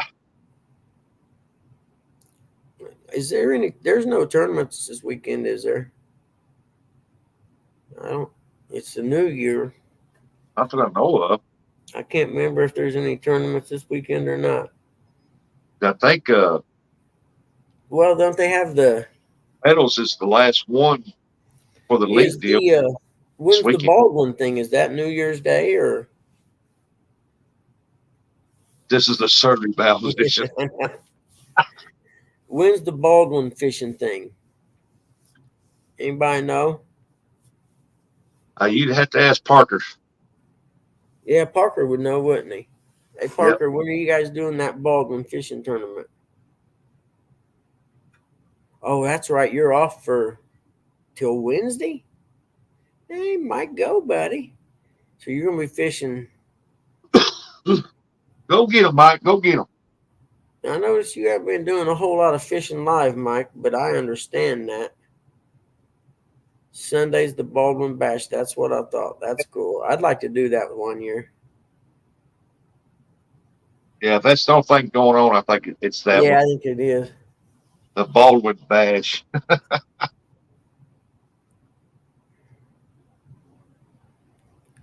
Add dash to Baldwin. Hopefully this year the wind ain't blowing real hard. Yeah, I know Mike's been catching some hogs, man. But see, I think it's because you ain't been going live. I swear there's some kind of jinx when you're live or something. I don't know. It seems to me like I'll catch some fish and then I'll decide to do it live, and the next thing you know, I'm not Yeah. catching fish no more. I think there's some kind of jinx to it or something. I don't know.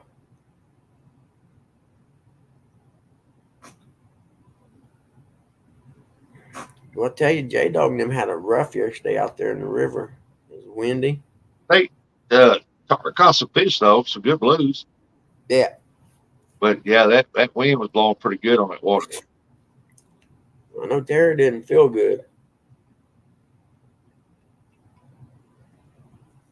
And I felt bad for her, man. I could look at her hands and see they were blood red. They were so cold.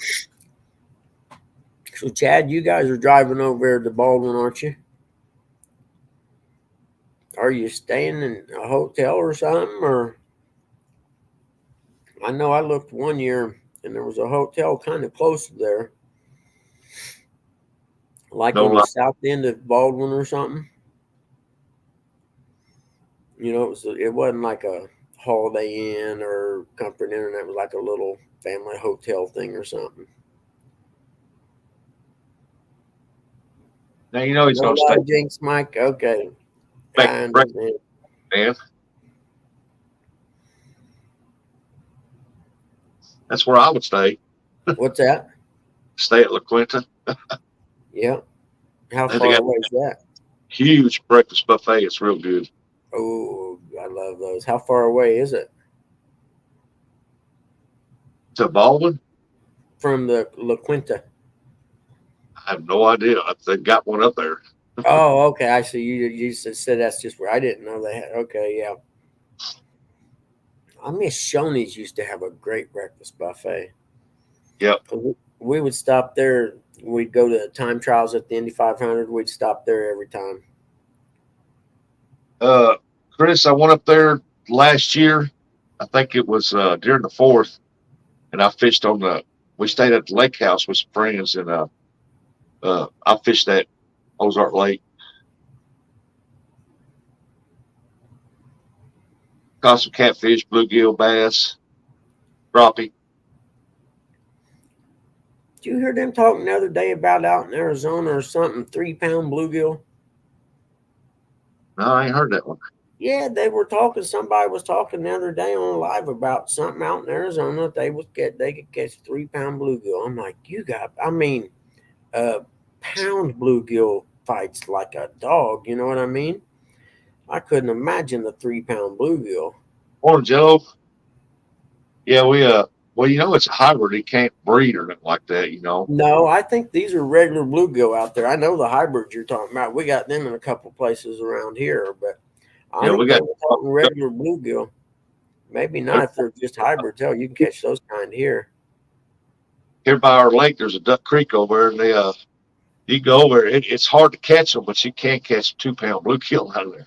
Yeah.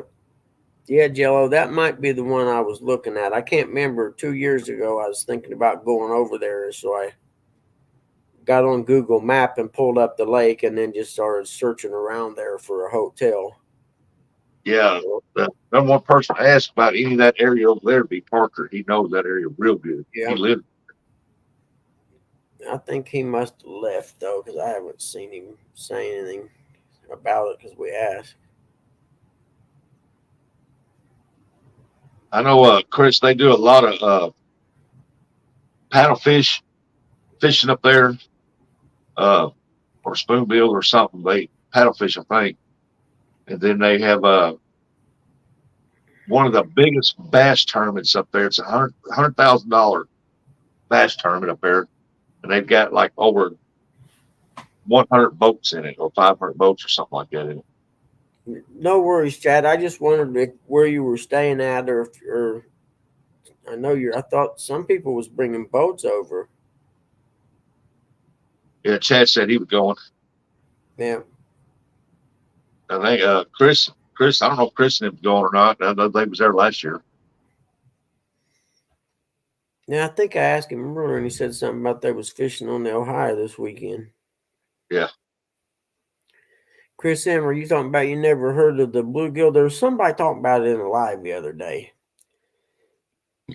because it caught my attention. I heard it and said, "Oh, wait a minute, you got to be kidding me! 3 pound bluegill, where's this at?" man, that's got to be a world record.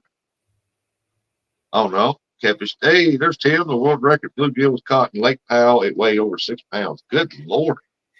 Could you imagine reeling that thing in on an ultralight rod with 4 pound test? You talk about finesse. Yeah, because even the small one, they for pound, they're the Oh, toughest fish. I agree 100%. They fight so hard, and because they're so wide, they're yeah. In my opinion, they're the hardest fighting fish, like you said, pound for pound. They ain't nothing but little bitty solid muscle. Yep, I can't. Nobody here was watching that live the other day.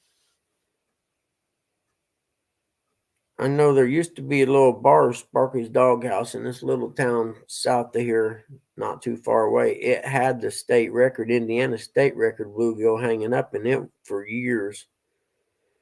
Because some guy around there had caught it in a farm pond somewhere. And I don't think it's a state record anymore, but it didn't even look real. I mean, it was so big, it's like that's not even a real fish. Right? I mean, I've caught every now and then you catch. I've never caught a bluegill that weighed a pound, I don't think.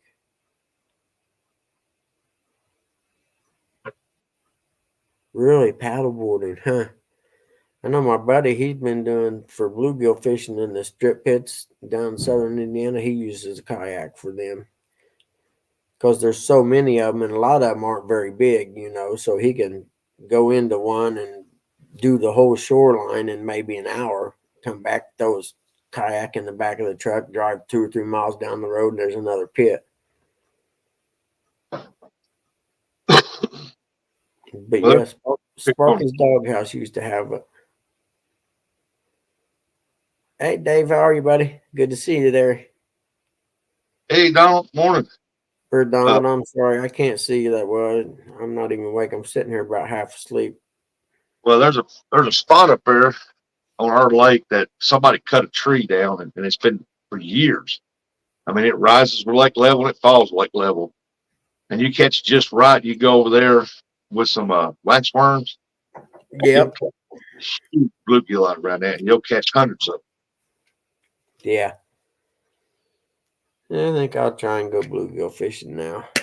They said fishing time for me, Buggy. I'm listening. Okay, brother. Be safe out there, gig. All right. And God bless you with a full till of fish today, buddy. I gotta take me some ibuprofen and leave. I'm getting a headache for some reason. I don't get them very often, but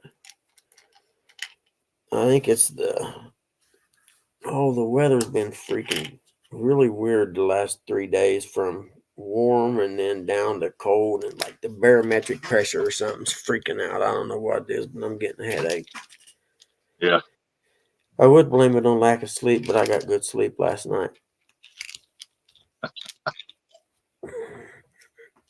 Hey, Donald Knight, you got anywhere over you catfish at, buddy? I'd come over and go fishing with you because that's not that far. I forget it's about maybe an hour and a half or so from me, depending on who's driving. that's not a bad drive. I drive two No, hours minutes to go to the dam. now he lives over by. There used to be a professional motocross race over there, a place called Kenworthy's Motocross, and he lives there across from it actually. And I didn't know if there's any because I'm looking for. Hold on. Farm pond we used to fish. His only rule was never throw a female bluegill back. He said the less females, the more the males grow to compete. Well, that's true. Interesting. How do you tell the difference, I wonder? The colors. Ah, okay. The males, they'll when it comes time for them to get ready to spawn, they'll get a bright orange belly. Hmm. Must have been some truth to it because his bluegills got huge. White. I could see it actually. Donald said, I said we could meet at Action Lake for channel cats. Okay, okay. You'll have to forgive me, Donald. I have memory issues from concussions. Seriously. So if you've told me something in the past and I ask it again, seriously, it's not because I didn't listen or it was not paying. I literally have. I've had two or three Nope. cat scans and stuff. So good morning, Jody. But Donald, get with me sometime. It gets. Yeah, see, I'd like to. Brookville's. I've heard that's got good catfish in it. I just don't know where to go there. That's a pretty good sized lake. 'Cause I used to ride dirt bikes at a place close to there, down by Brookville. But so I, yeah, if you told me something, don't think it's because I didn't care or I wasn't paying attention. I honestly I forget stuff seriously, and I you'd be figured amazed how bad my wife and girlfriend, or my girlfriend, after my wife could get mad at me and say I just didn't care. And that's when I decided to go to the VA and get some tests because I was like, no, you don't understand. I forget. yeah, Chris said, don't forget the order of pills, bug. Okay, I don't understand. I'm taking what someone on here even told me that it's like 4 ibuprofen and 2 Aleve, and it's called Nurse Oxy or whatever. And believe it or not, it works really well for like knee pain and stuff. I was surprised. I know it's Huh. not good for your kidneys or whatever. Blah blah blah. I don't care. If it makes pain go away, I'm almost 60. Who cares?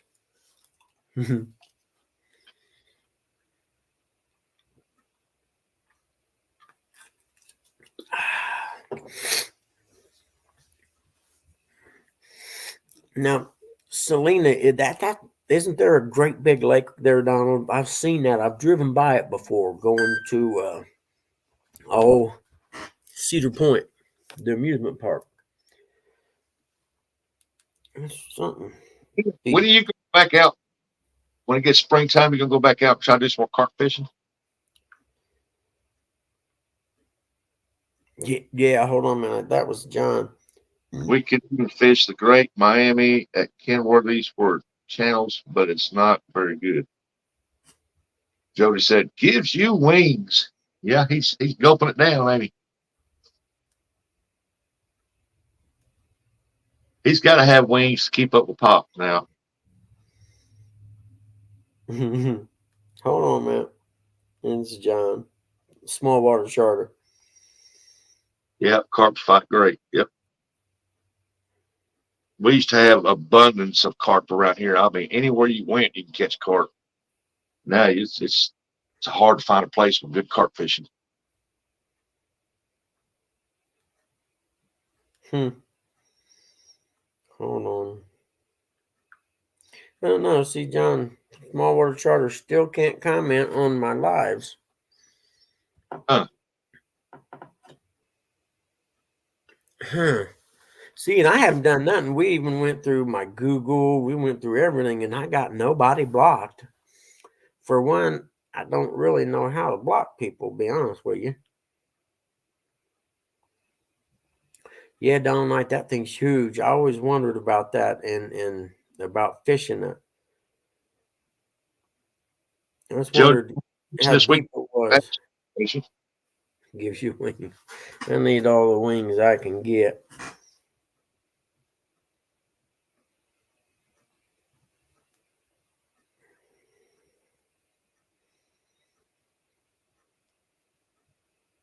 I was watching her.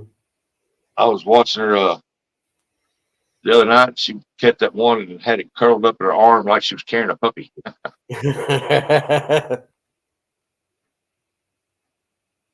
Reset somebody. Make sure you're signed in. Do what?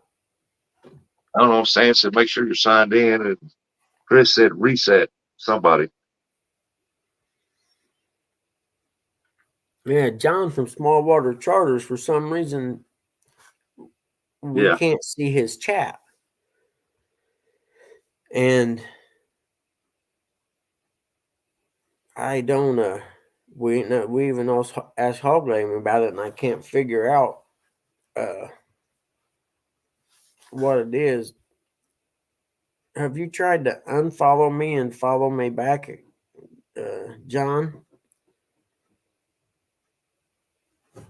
Because I don't understand it.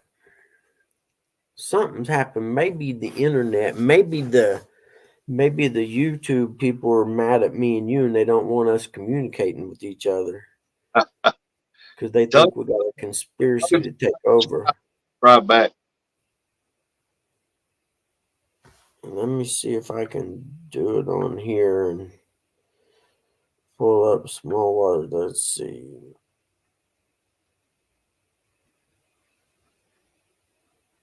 Let's see if I can pull him up here. There's his thing.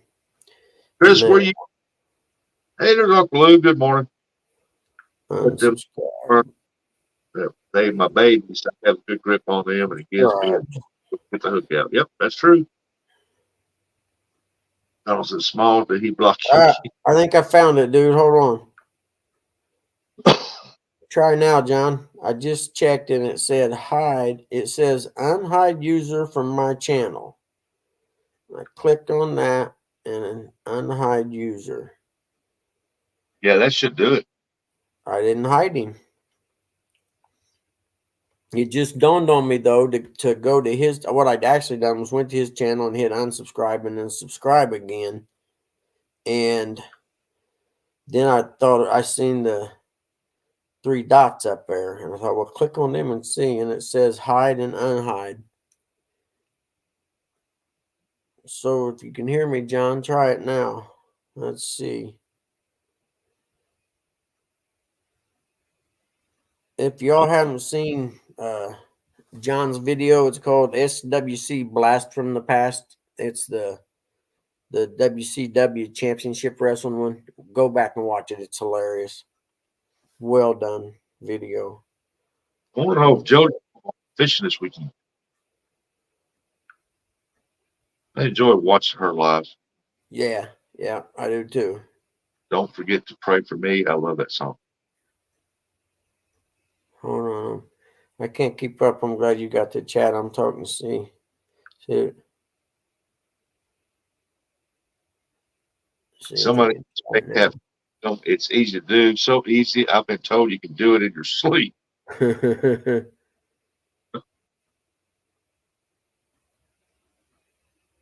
You can do it in your sleep.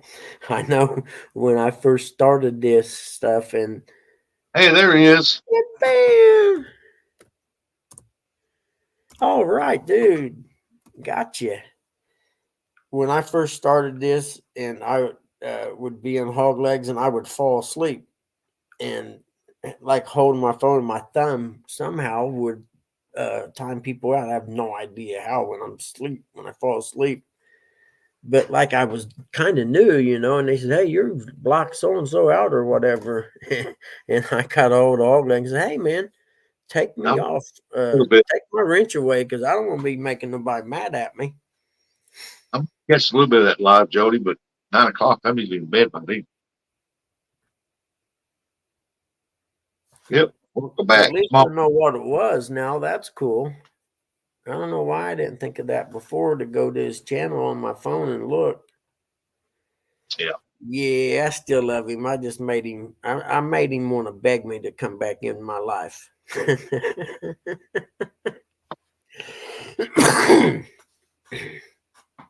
Okay, I got one of them coffee press things the other day, and Chris said, make him red. Yeah. Keep somebody from blocking him out. You need to make him give him a wrench. well, he should have one. He doesn't have one now. I have to get on my phone thing to do that. Hold on. Oh, I know why. It's because I unsubscribed and resubscribed. Jody says, small waters ain't blue. Wah, ha, ha, ha. It's got the shark hook.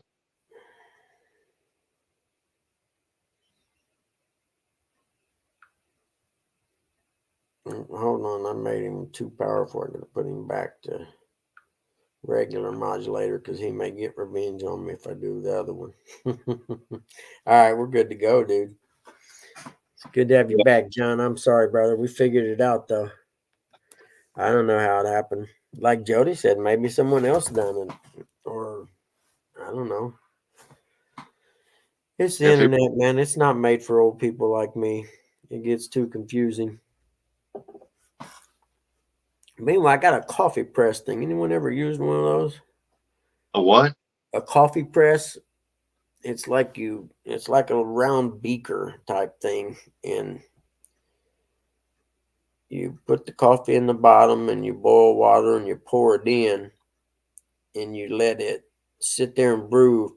The boiling water, you let it sit there and brew for 3 or 4 minutes, and then it's got this thing that the lid goes on. It's got like a screen, a mesh screen, and you press the coffee down to the bottom, and then you pour the coffee out. I I didn't don't know see one. what it's supposed to do, but I got some coffee beans of some this Uh, coffee. I drink JoJo's coffee, and I grind the beans up and put it here. in there, and it actually was really good. John said you have reached your good-looking man limit. No room for him. We're gonna have to eliminate something. I don't know who they are besides me. I mean, including me. But Well, I'm hey, glad we got it figured out, John. I was bummed about that actually. I was because I couldn't figure out what we done. It's like how did that happen? And especially with this live because I just started doing this live stuff. I hadn't done very many lives really, and oh, I especially when I was doing all that carp fishing, most of the time I wouldn't do a live, but when I'd catch a fish, then I would, take video of the fish after I called or whatever and post it.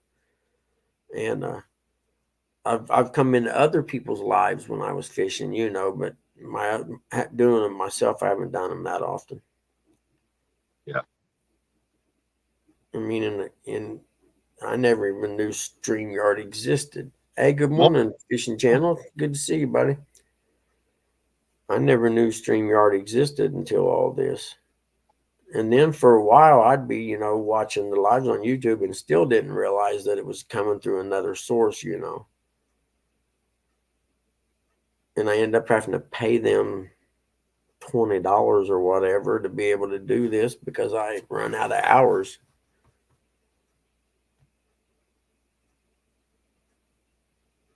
feeding the pigs this morning. Setting up 6 pounds of tannerite before the pile.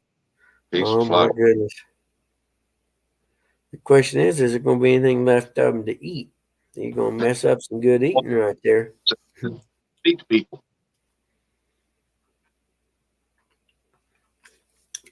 I thought you'd become so attached to them by now you wouldn't do it. I honestly did. I thought you might shoot a couple, but I didn't think you'd do it to the ones there by your house. Fatty is here. It's on. Yeah, see, I thought maybe that's why you weren't in this morning because your buddy came. And I thought maybe you guys sit up late and reminisce, so to speak, last night in the garage there, and so I figured maybe you were sleeping in or something. And then because I could chat with you the other morning, I assumed we'd got all that figured out, but it was only on my live. Excuse me. I Heck, suppose I should mute for that. I was just came under trust. You are an evil human being, dude. I'm telling you right now. I fantastic go to people. battle with you because you're ruthless, but you're an evil man. Yeah. Hey, Fishing Channel, it's good to see you, man. I can't remember. I think I just seen you recently because I hadn't. I gotta see if I got you on the what you call it. Never mind. Don't listen to me. I'm just looking. Yeah, I got you sub, man. There you go.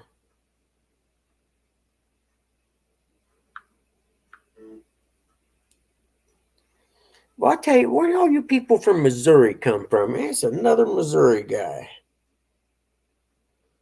Who's Fulton, that? Missouri. The Fishing Channel guy. His name's Jeremy. The fishing channel guy's name's Jeremy. Hey, Jeremy, how's it doing? How's it going, man? I like your avatar thing. Ted from Off the Hooks will be Cool. here this morning as well. Pigs, then going crappie fishing. Pigs. I don't want to know about the pigs. Line up pop entry for off the hook outdoor 99 bait something. But yeah, like I said, if you haven't seen the small water charter blast from the past one, go watch it. It's good. I mean, he's dressed up in like a WCW wrestler or whatever, WWF, whichever one it is. And I happened to see it yesterday. It's pretty decent. Oh crap! I just clicked on it. I don't want to do that. My mother just moved to Versailles, Missouri. I don't know where that's at. I've never heard of that place. All right, Chris. Well, I know there's a seems to be well. I guess because you got such a good river there too, that maybe that's why there's so many of you. Hold on, I'm trying to find myself again.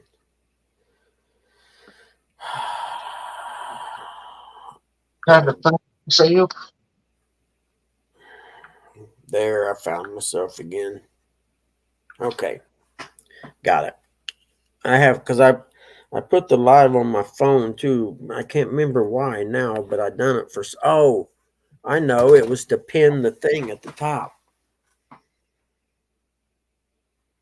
by the Lake of the Ozarks. Man, I have heard so much about the Lake of the Ozarks. Isn't that a really good bass lake too? Yes. That's what it was then. Yeah. Yeah, they host a $100,000 bass tournament up every year. Okay, that's what you were talking about. All right. Yeah. Now, believe it or not, I have never bass fished in my life. Not once. I've caught bass before, but not fishing for bass. Well, I went out with the people that we stayed at the lake house with. Me and him went out and we went bass fishing. I caught two nice bass while I was up there. Now, I've caught bass before. I've actually caught them on crickets. I've caught But everything on crickets, come think of it. Channel cat, bass, bluegill mainly. I'd like to learn how to catch those big red ear. And most of the people I know that catch them run like a driftworm or something on the bottom. And I've never really tried it or done it. You know what I mean? yeah, But dad used to do it, and it's all pretty much by feel. You because you'd run that the way I remember it. He'd cast in, let go to the bottom with a drift worm and a split shot about 6 or 8 inches up from it. Then just slowly bump that drift worm across the bottom of the lake or whatever. And because I'd always see these guys in big red ear, and I'm like, how in the heck do you catch those? stop pole moaning. Oh yeah, Okeechobee has some huge bass tournaments down. My uncle lived in Tampa. My uncle Don, he was a Vietnam vet, and he died about 10 or 15 years ago. And he was a pro bass fisherman down in Florida. I remember he took me bass fishing with him one time, and he had bait casters, and I'm like 12 years old or something, and I couldn't figure out how to do it. And I was best off. I was like, "Where's the bobbers? If I ain't got a bobber, I ain't fishing." And I can't remember. We may have went over to Okeechobee or something. I fished. There's some seed, no luck though. Just lucky funny looks by people driving by. It's fun. You ought to be up here where I'm at in Indiana and see the looks you get when I'm out here fishing in December.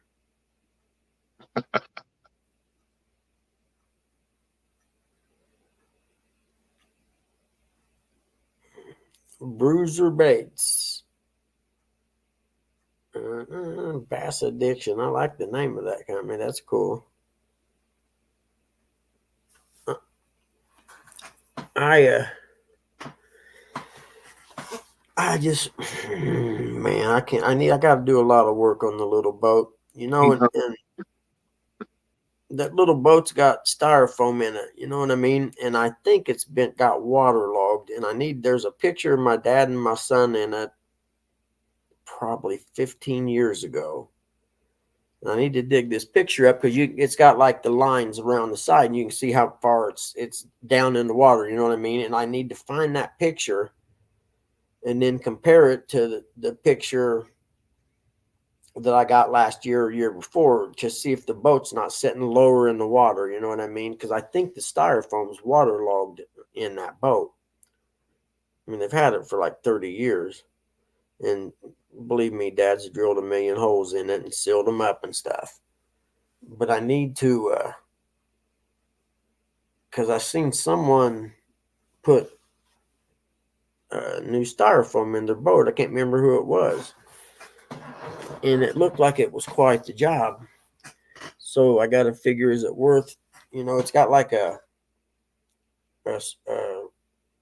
rubber strip goes around where the top and the bottom join, and it's actually riveted together. So you can actually take it apart. And I wonder, because I've actually looked for some online and I found them, in 1,500, $1,800 that were really nice. I'm like, well, maybe it'd be cheaper just to buy one. And Yeah. Take it easy, Fish Channel.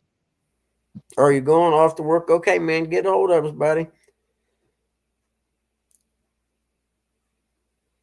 Just say Small Water said Dave waved. I waved back. Showed up. Small Water. What the ones what Dave Bosworth Baldwin Bash 1231 at 1500. 1500. That's like 3 o'clock, ain't it? Wait a minute. Hold on. Period of time. Right there. Hey, Yeah, 1500 is 3 o'clock, ain't it? That's awful late. Eric said, call J Dog. He can help you, Bugman, buddy. With what? I'll just call you Rustic. Hold on, let me just move down there at the bottom again. Help me with what, Eric? I figured out the John thing. Yeah, got him back. Yeah, I got John back. I talked to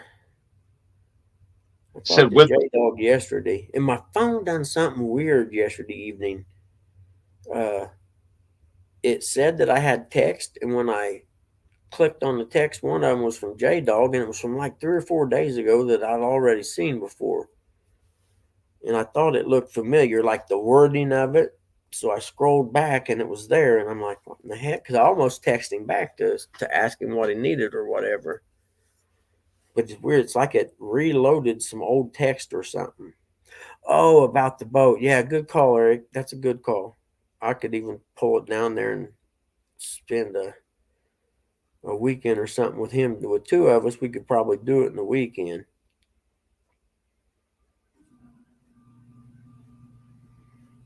Oh, can you, John? Okay, what I got is if you go on my channel, you'll see I done a small video on our little fishing boat we got. And it's a plastic boat, but it's bigger than one of them little 2-man boats that you sit back to back in or whatever. And I need to know if the styrofoam's waterlogged, if I can take it apart and redo the styrofoam. Don't watch my channel. That's all right. Scumbag, you missing good quality. You're missing good content. How yeah, you you think I are. got so many subscribers? Hold on, I'm almost done with my nicotine addiction here, and I'll kick it back on. Oh, there we go. But yeah, I never thought of that. I asked J Dog about it, or even John. But I seen it done. Someone's got a video of they done it, and it's a little labor intensive, but it ain't real bad. Especially if I had a garage that I could get it in that wasn't full of junk right now. Well, is your styrofoam got water leaking out of it, or No, you can't see it. It's inside the boat. I just think the boat feels heavier to me than it used to. And I was thinking the last time me and Dad went, it set lower in the water. It could also be the fact that me and Dad weigh more than we used to, also. So I don't know. With that, any of that styrofoam soaking up water. Yeah, that's what I mean. And I seen someone's video where it's almost the same kind of boat we had, and they actually went around and drilled all the rivets out for the trim that goes around it. Yeah, And you pop that trim off, and you actually split the hull and the top separate, and inside there is all full of foam. yeah.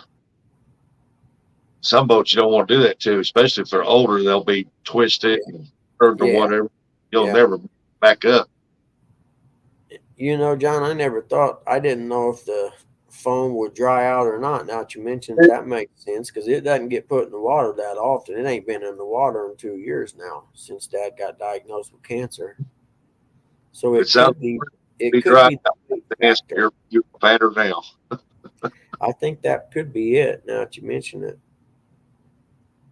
it's a nice little boat. It's got a live well and stuff in it, and unfortunately, my dad's wired some stuff, and he's the king of the jerry rig. Believe me. So I need to strip all. I rewired some of it a couple years ago. God, I'm talking about the rain water soaking at your knuckle brain from it setting out. He doesn't. It don't have a cover on or nothing. It's plastic,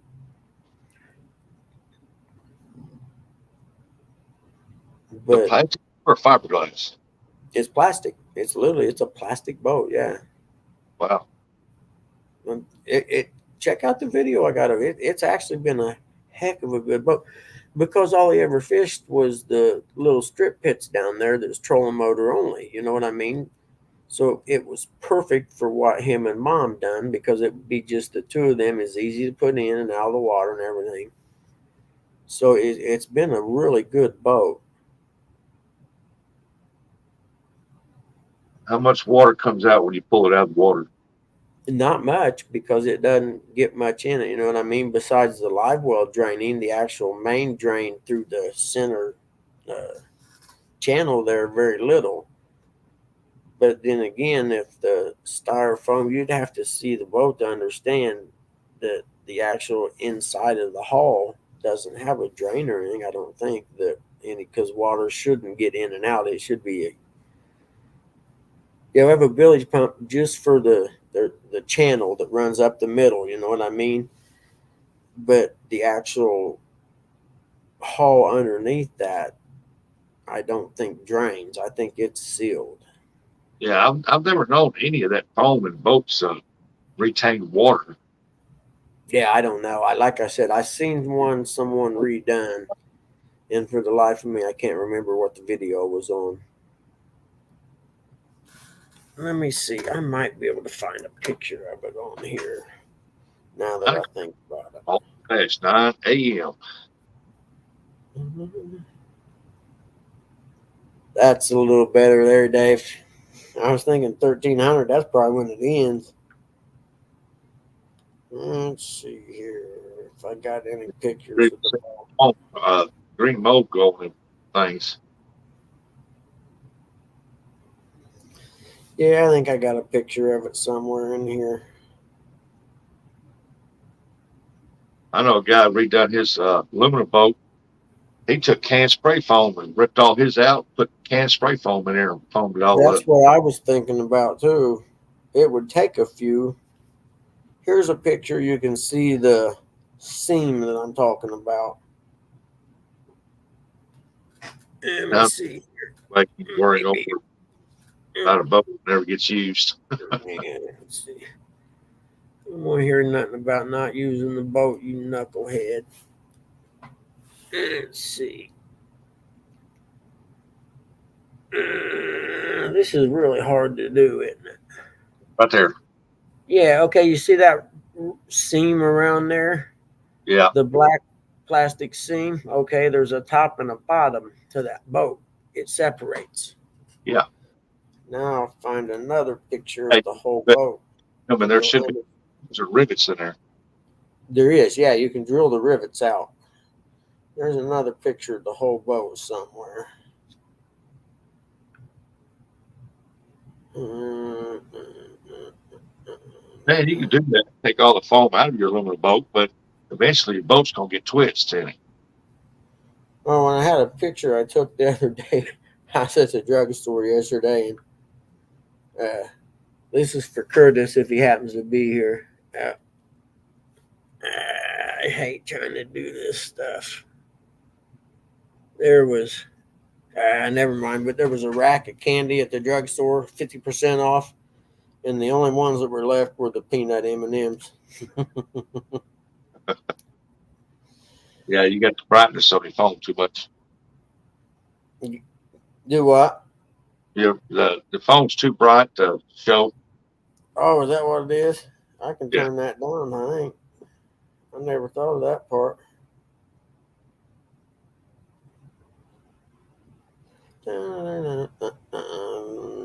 I need to organize these pictures and put them in separate folders because there's only 1,700 or so of them on here. It says,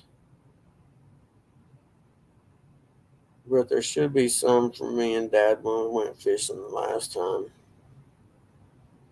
Before I knew it was our last fishing trip.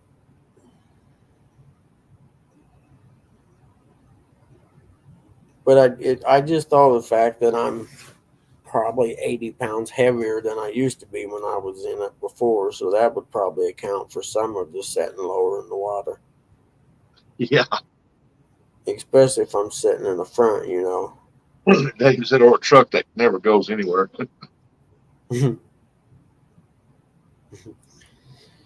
I haven't had a truck for a few years. Well, since my little S10 Extreme was the last one I had, and I only bought the Extreme that sat real low so I could load my dirt bike. But I haven't had a pickup truck in a while. I ended up what I done is I got in a Suzu Rodeo and I went dirt bike racing and realized I could sleep in it. And I'm like, well, hell, I don't need a truck ever again, man. If I'm going racing, I just pull the trailer. I got a dry place to sleep. I never have to worry about if it rains or not. So I've just stuck with SUVs since then for that simple reason. The only reason is the sleeping factor because I used to hate sleeping in a tent if it rained. That's what I like about my old fishing van. I can go up Kentucky and fish with skipjack Yeah, on all the yep, stuff. vans. Go out to eat, go back over there and crawl in the back, go to sleep.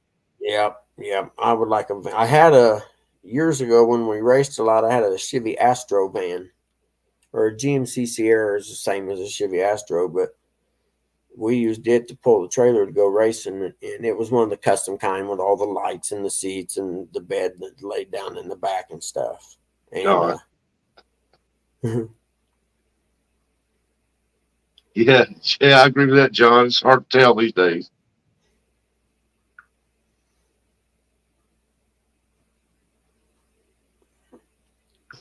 let's see, there's got to be some picture of that boat in here somewhere. I sure could use a vacation away somewhere. I could go down and bother John for a week or something. Sleep in the driveway just to agitate him.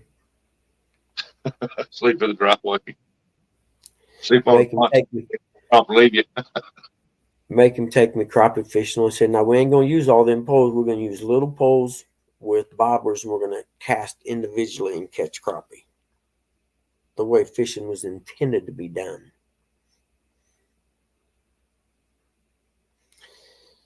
I I like. found the I, older I got, I don't really like cleaning fish that much anymore. Well, for one, like the state park down there where I go fishing at right now, it doesn't have a fish cleaning station. It's only fishing state park I ever seen in my life didn't have a fish cleaning station. Now, I don't mind it if you got a place to clean them.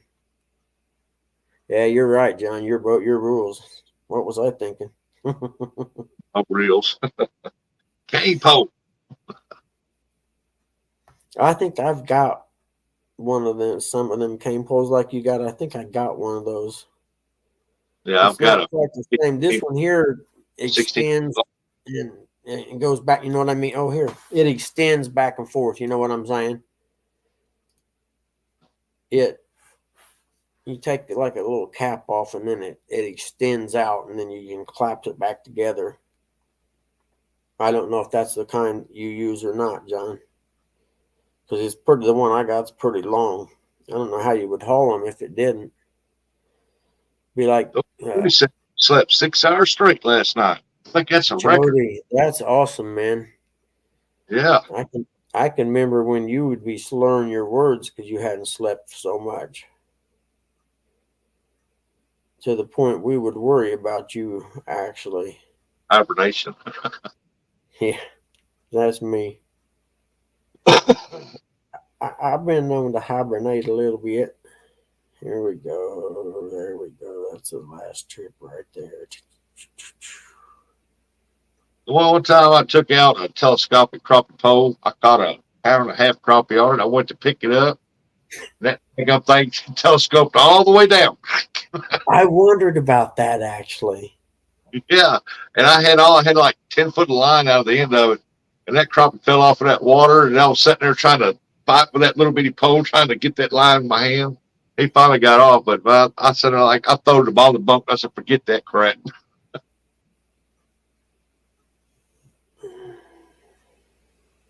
Let's see if this I'll works. have to Nope. sleep again for Saturday. There's a pretty decent gilly for this area. Ah, see, it still doesn't show up very good. We see it. That's that's pretty decent gilly for my area, actually. That's down at Shackamack. Figure out how to turn my phone back up now because I like my phone bright. Chris said scatter day. Yep, same here, Stan. Same here.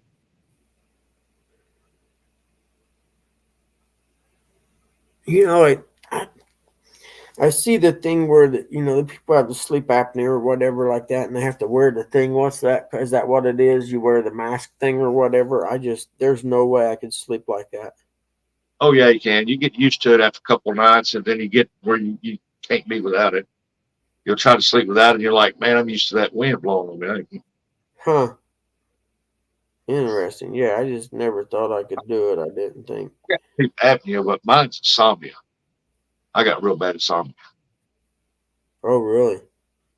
Yes, I might every once in a while I might sleep 7, 8 hours, and a lot of the times I'm like every 2 hours I'm up. Really? Oh man, I couldn't. I would die. But it can't wear it; it chokes me out. That's because you like to be choked. That's on You're a kicky man. Here's masculine. there's one you can see the seam. This is before I put the anchor mate on. Give yourself full screen, man, Buggy. Oh, okay, hold on. You're right. I can see the front of the boat. Yeah, see the seam? Yeah, See that seam right there goes all the way around from the top and the bottom. So I'm sure, and I that's how. swear someone had a boat similar to it, and they were maybe I searched it and found it on YouTube or something. But they took it apart, and what I'm thinking is because Dad's drilled so many holes in there over the years, he seals them with silicone or whatever. But dang, that's way too loud for me. More like a saint, no evil ways here.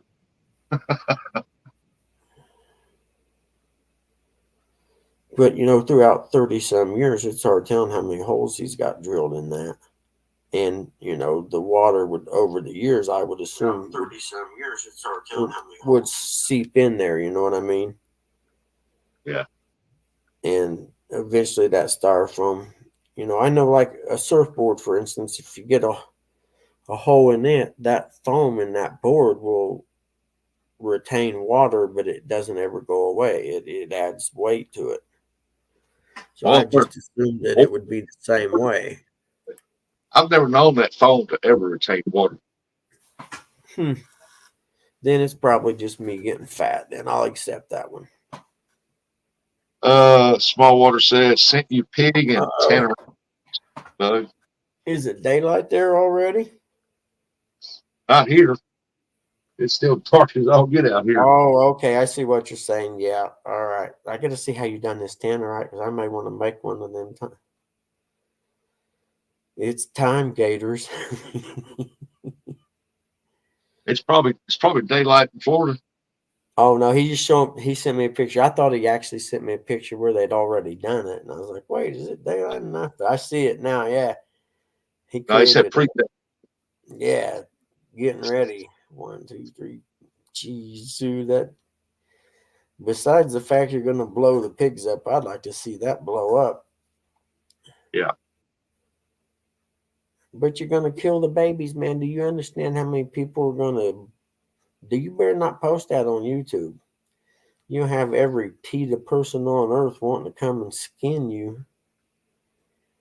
yeah. He's setting it up at 8 this morning. Yeah, I wouldn't put that one on YouTube though. I would maybe only share that privately with people that I know. Uh, I ain't scared. Yep, that's true. I just wondered you might be able to salvage a few of them and roast some hog meat or something. I don't know.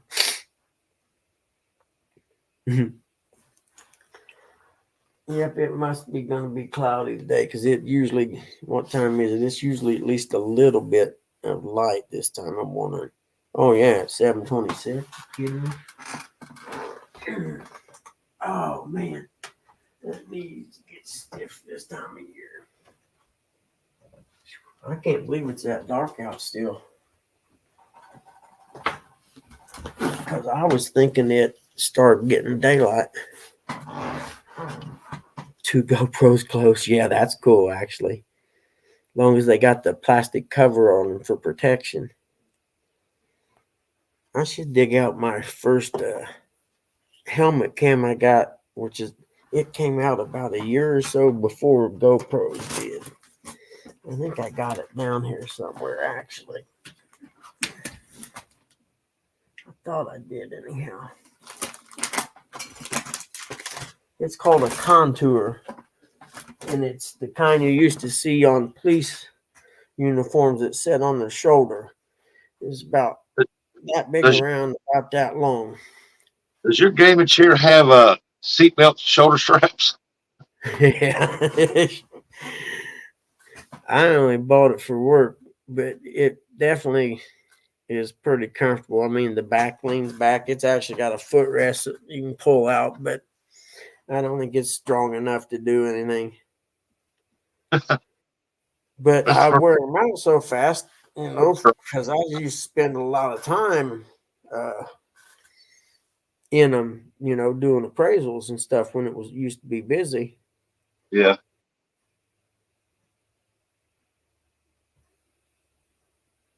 old and But really, durable. Stan, well, get with me and let me know before you do, and we'll talk about it and then see what you want to get. Uh, the best thing to do is get something that's either already got a plate on or you can make street legal. There's a thing called a dual sport now, and it is what old woods and enduro racers do now because they're too old to race.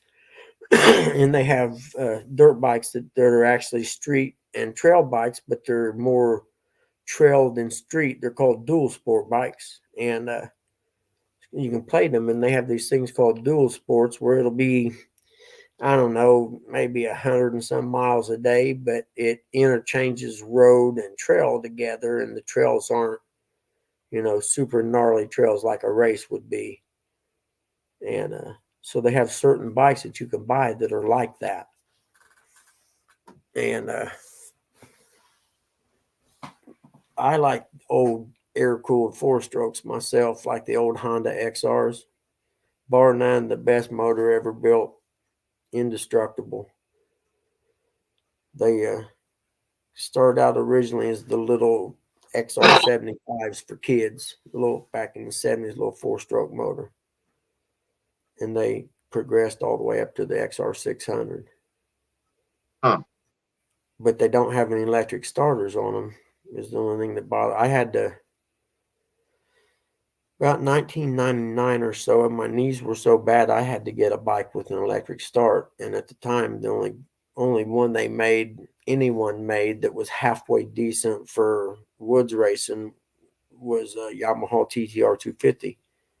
And I had to spend a lot of money to make it where you could race it. It was more of a trail bike.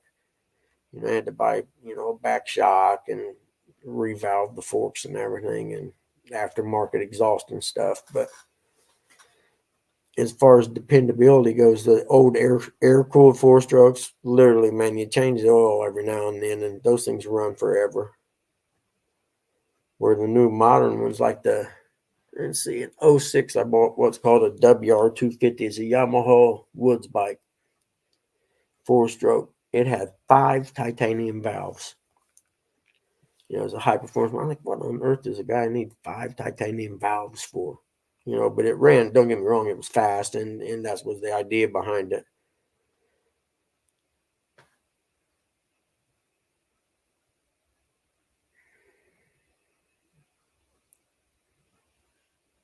Okay, Danimals, Hey, morning, Dan. send me an email with some pictures, okay? Because I need to know if you just need the pads or do you need the whole brake assembly?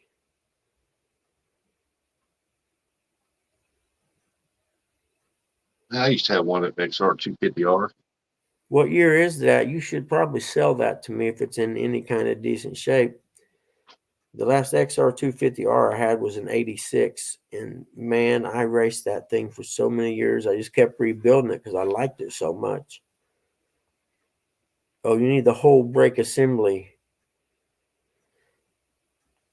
Is it disc brake or? I'm sure that's why I need to know what year it is. If it's got a disc brake, I'm assuming it's a disc brake.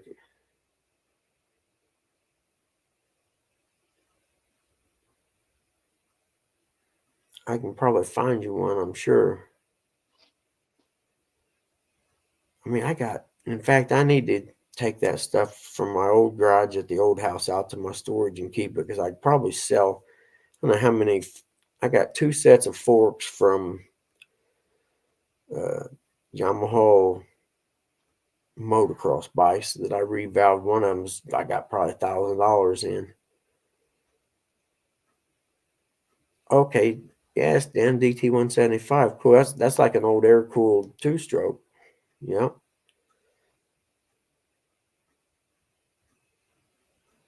And it just depends on, as far as the dirt bike goes, it just depends on how much a person wants to spend.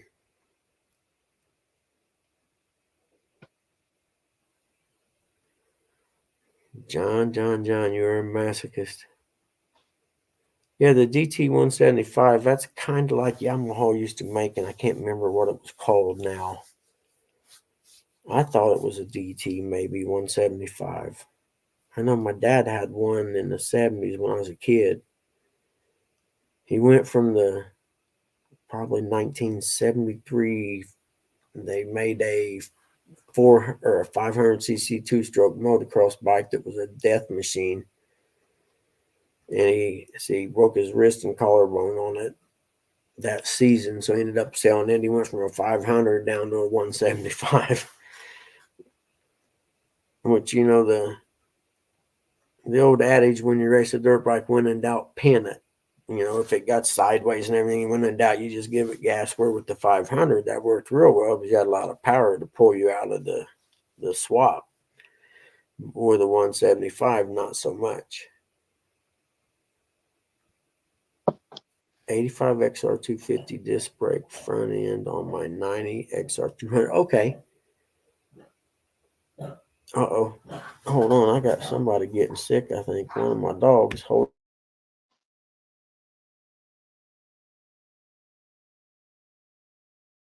Did he say he was about to get sick?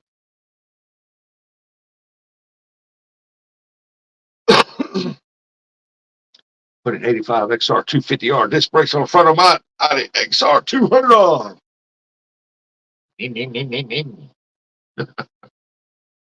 I used to ride them back in I was 18, 19 years old. Love them things.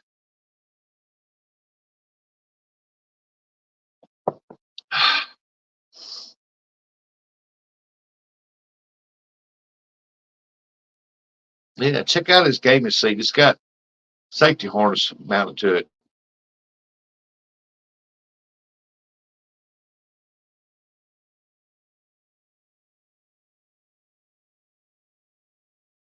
Leather straps. Oh, stand like that, Woody. Strap me down. Baby, baby. My friend built an old DT 175 to be a MX 175. Some people good on the things, man. They're smart on them.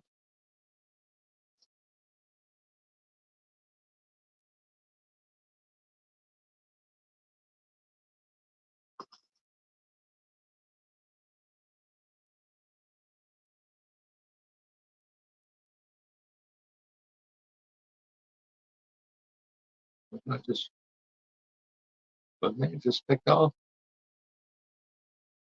See,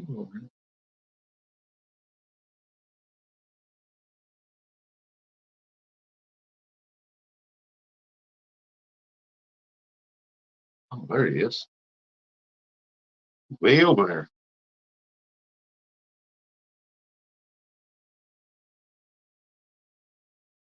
I hope he's all right.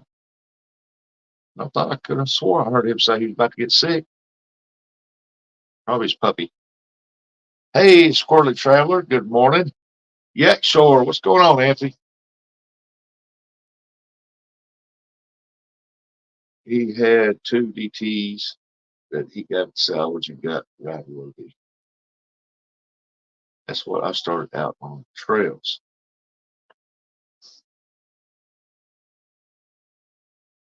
This little piggy went boom. That small water corn, and this little piggy went boom. And he's holding his puppy. I think his puppy's about to get sick or something.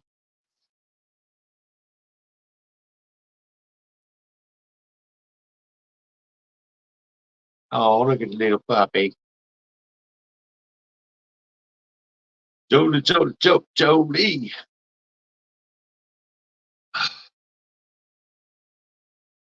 You're muted, Bugman. There we go. Yeah, my puppy got sick. Poor little guy. Oh, Okay now, huh? Yeah. Now I gotta go clean up the mess here. Poor little buddy got sick, didn't you, huh? You okay? Huh? Come on. You all right there, buddy, huh? Are you okay there, buddy, huh? Yes. He's a good boy, huh? Oh, poor little guy. Yeah, he's better, ain't he, huh? Oh, other way. There he goes. Say, I got sick, Dad. I don't feel good. What was that all about, huh? I have a Yamaha Bear Tracker 250 quad here. I had to clean the carb. It's a 2000. Oh, all it Yes, chicken. Dan. If you left gas in the float bowl nowadays, if you leave the gas in the float bowl of any motorcycle, quad, or whatever, and you let it evaporate, it leaves a film in there. So then, when you induce gas into it again, the gas breaks that film loose and it goes up and clogs the jets. Yep. That's why you have to clean them. And you can thank our government for the freaking cheap gas we have today, which isn't even gasoline anymore, really. Ain't nobody can afford to run race gas. Uh-oh, was that your buddy getting up? Did Tilly get up, huh? I got to rebuild my 85 X 200X also. Just I put them used to all love up. Going. rebuilding motorcycles, man. I used to love it. I used to be really good at tuning carburetors and stuff on old dirt bikes. Heck, nowadays they come with electric fuel injection, and you can just hook a little computer or even your phone, plug it into it, and dial in the carburetors and how adjust the ignition curve and everything. But I used to I mean, used to be able to dial in. Like we would always, you have to, for instance, if you change your exhaust, well, you'd have to rejet your carburetor to compensate for the, you know, more airflow that the exhaust afforded it. So you'd have to go in and put bigger jets and stuff in. Morning, Haley Billy. Fishing for Whiskers, good morning. I'm trying to go back and see everybody I missed. I think I left off with Danimals XR250 disc front brake. Okay, so you're taking an XR250 front end, putting it on the 90 XR200, and you need the disc brake assembly, which is basically Go now. caliper up to the. Okay, I got it. And the best place to get you can get that stuff on eBay all day long, man. Because a lot of guys buy old bikes like that that don't work no more, and they part them out. And that's the best place. I mean, you could say you just needed the caliper is all you needed. You already had from the handlebars down with the brake line and everything. Well, you can go online and on eBay and buy just the caliber. All right, Dan. You have a good day at work. Be safe, buddy. See you, Danimal, buddy. And they sold so many of them XRs, dude. They sold billions of them, so there's going to be parts out there all day. The ATC 200X, that's a 4-stroke, right, Danimals? Oh, you got to get to work. Okay, get with me, dude, and we'll talk about that. That's 4-stroke. It's basically a copy of the XR200 motor. I'll be right back, Bugman. All right, buddy. Only with a different transmission, so it works for a quad. New Polaris 110 is fuel injected. Yeah, fuel injection is the bee's knees, so to speak, when it comes to dirt bikes, man. Hi, Joy. Good morning. But yeah, I used to, my garage, before I moved back to Muncie in where I lived before, my garage was set up to work on dirt bikes, man. I had everything: welders, air compressors, drill press, grinders, vice, everything. Yeah, Squirrely Traveler, the puppy got sick.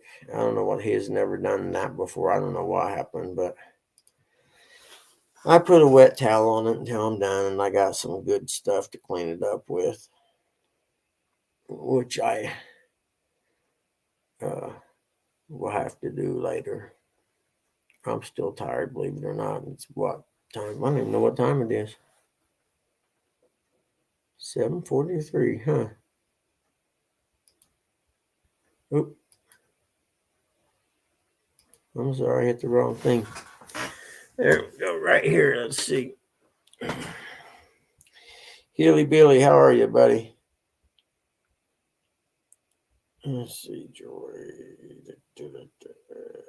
Yep, I got you. I have to always check and make sure when someone comes in that I got them on my follow thing, because if I don't, I have to follow them.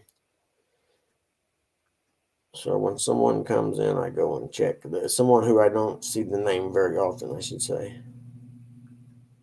Oh, oh, oh, oh. See, that's why I got to have my phone. That's what it was, so I could go in and see who is who or whatever.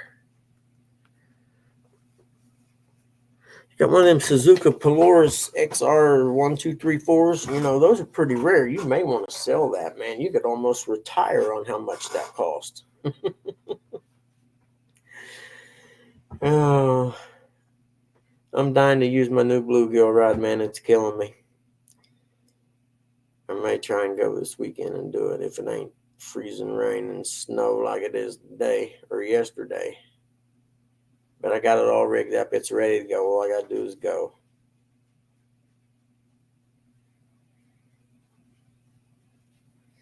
Yeah, Hilly Billy, it was good talking to Dustin last night. Yeah. I've got such a tough road to hoe right now, man. A lot of pain involved in rehab like that, especially when you have multiple injuries at one time. That's just, I couldn't imagine. It's a good thing he's young. You know what I mean? It definitely makes it better being younger. I mean, when I was younger, you'd get an injury and 2 months later, you was on the go again. But It seems as you get older, it just seems like stuff takes longer to heal, doesn't it? I mean, even something as simple as a little cut or something seems like it takes twice as long as it used to heal. Even if you put Neosporin or whatever on it, I think. Jody, are you off work till after the first?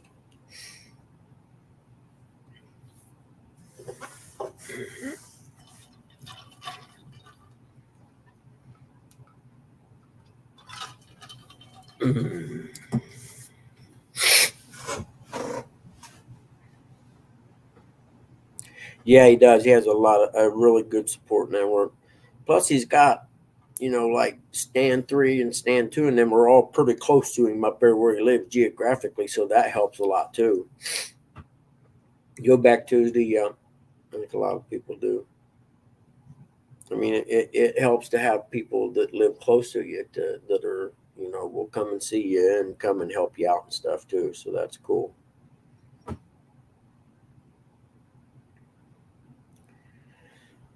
I could almost go back to sleep, I suppose, because looks at that sky back there. It's going to be another one of them gray yuck days. It's gray all day, and that's a bad part about winter up here, man. You get a lot of those string together of gray, just yucky days.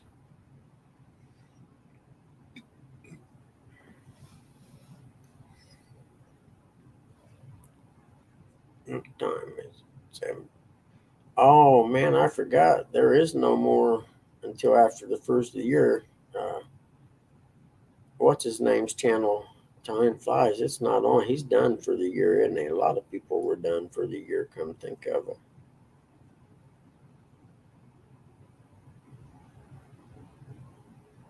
Yeah, I'm with you, hillbilly. Everybody I know lives far away.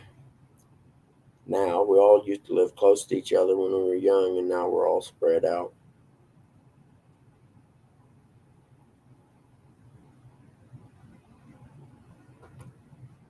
Yeah, but if any of you guys haven't seen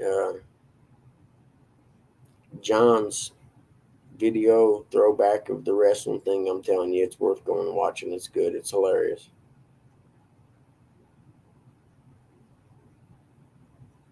Yeah, Stan. Literally, we were in the 50s here 4 days ago or so, and went to bed that night at 40 some degrees and woke up the next morning at 32 and frost on the ground, and it hadn't warmed up since.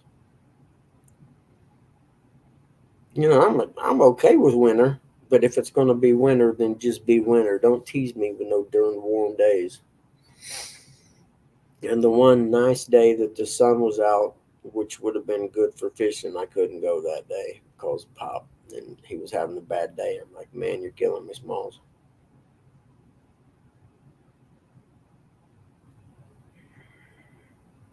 And then Mom's eyes are getting so bad, it's getting to the point where she can't give him his medicine if I'm not here. What I have to do is like the morphine that it's in a syringe and you just squirt it in his mouth. I got like 5 syringes, so I'll fill them up. That's one every hour, so one for each hour. Hold on there, Yakshore at the stage. How you doing, man? I am good. How are you? I'm all right for an old guy. It's a Good. long day. Driving to work. Be careful. I'm actually driving my kid to daycare. I'm Ah, actually off today. okay, cool. So you're off today? I am. I was supposed to go fishing, but between the weather kind of not being good and the buddy I was going with getting sick, we decided to cancel the trip today. So Yeah. we're just fine. I gotta finish working setting up this podcast. I got some new software to try. Oh, Oh new to yeah. me. Yeah. Um, so I'm gonna try to get it all set up for tomorrow. Cool. Morning, Anthony. What time Morning, is it tomorrow? 10 p.m. PM? p.m. Yep. Young people, us old people go to bed early. No, I'm kidding. Yeah, no, I got mixed results on that because before I was doing it at 6 a.m. and nobody was awake yet. Yeah, that's true. So you got to pick. I agree. Yeah, so now I'm doing it at 10 p.m. and everybody's like, "Oh, I'm in bed." It's like, sorry, I got to do what I can with the schedule I got. Sure, sure, I understand. Especially when you have a baby and stuff, you got to work around everything. Yep. Yep, I've been there, man. Is it sunny where you're at? Is it sunny? No. Oh, okay. I thought I seen the sun shine through the window. Must have been car lights or something. I say it's probably car lights. It's still sun. If the sun was going to be out, it would be just now come up over the Yeah, hills. yeah. Cell phones always make it look brighter, don't they? They do. I wish the GoPros did that to make it a lot easier filming at night. Yeah, I was gonna say, like when you're fishing and it's getting late evening time, and when you're standing there, it looks real dark, but you look at the picture from the cell phone and it looks kind of bright, and like it is not that bright right now. I'm telling you. Right. Yeah. Supposedly you can adjust the GoPro to get better night shot settings or whatever, but the problem with that is if you do that, you can't use the looping. Yeah. And the looping's what saves my batteries and my memory cards and my sanity, because it's much easier to find a clip in a 5-minute or 10-minute video as opposed to a 3-hour video. Yeah, Jody, you better get on them little Debbie Christmas trees because they'll be going quick.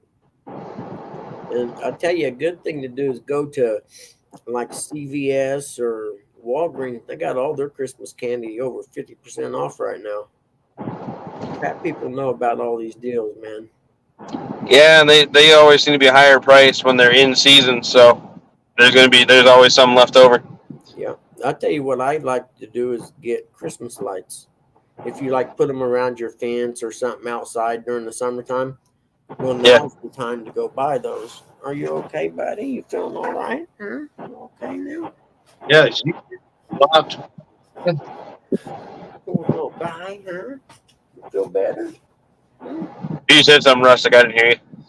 to go live tomorrow night again. Yep, that's the plan. And I enjoy being in your lives. It's very informative, but I don't think I can be up that late. Like I said, it is what it is. I had two crowds. You got the morning crowd and you got the evening crowd. So Yeah, I can watch it.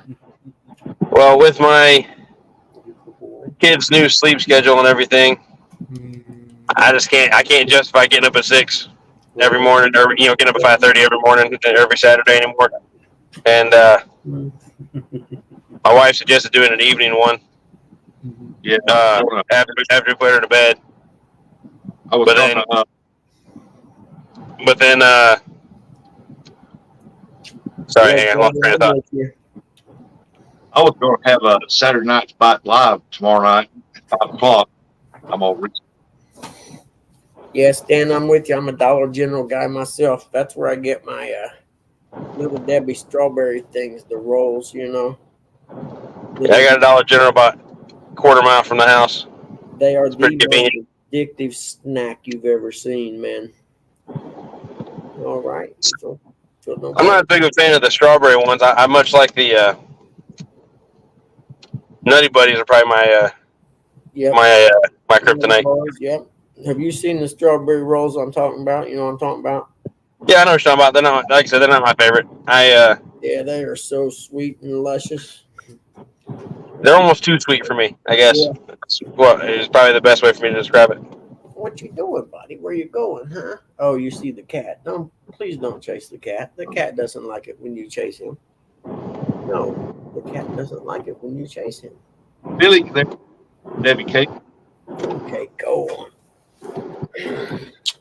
They also make one I really like. It's I don't remember what they're called, but they got like a caramel stripe in the middle of it, but they're like a cookie, and then they're coated in chocolate.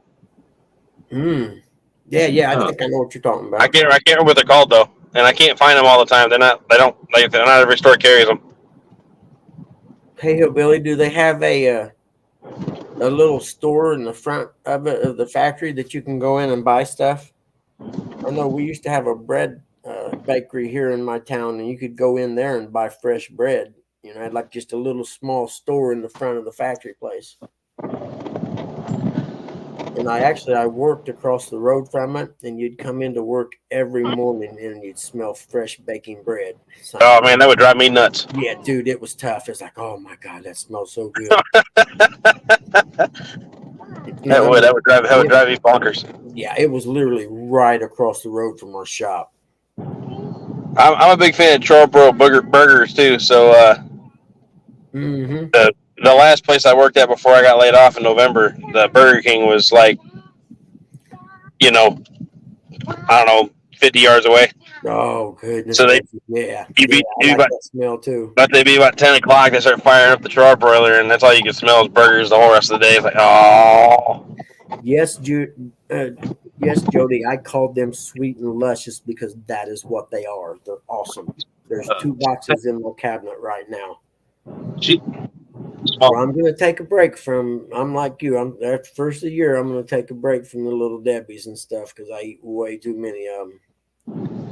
And then the bad part, Dad has me. There's the service station down from my old house. There's a Jack's Bakery or whatever. They bring donuts in every afternoon, and I got to stop in and get him and Mom these rolls. They're about I don't know that big, and like caramel icing on top or something. Got to have them every day. And with Pop's water. early dementia. I'm sorry, Rusty.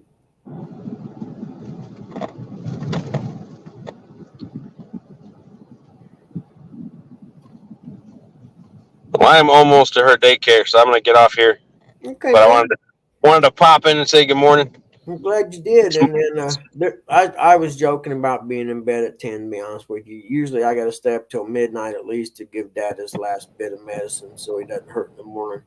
So If you're there, great. If not, no big deal.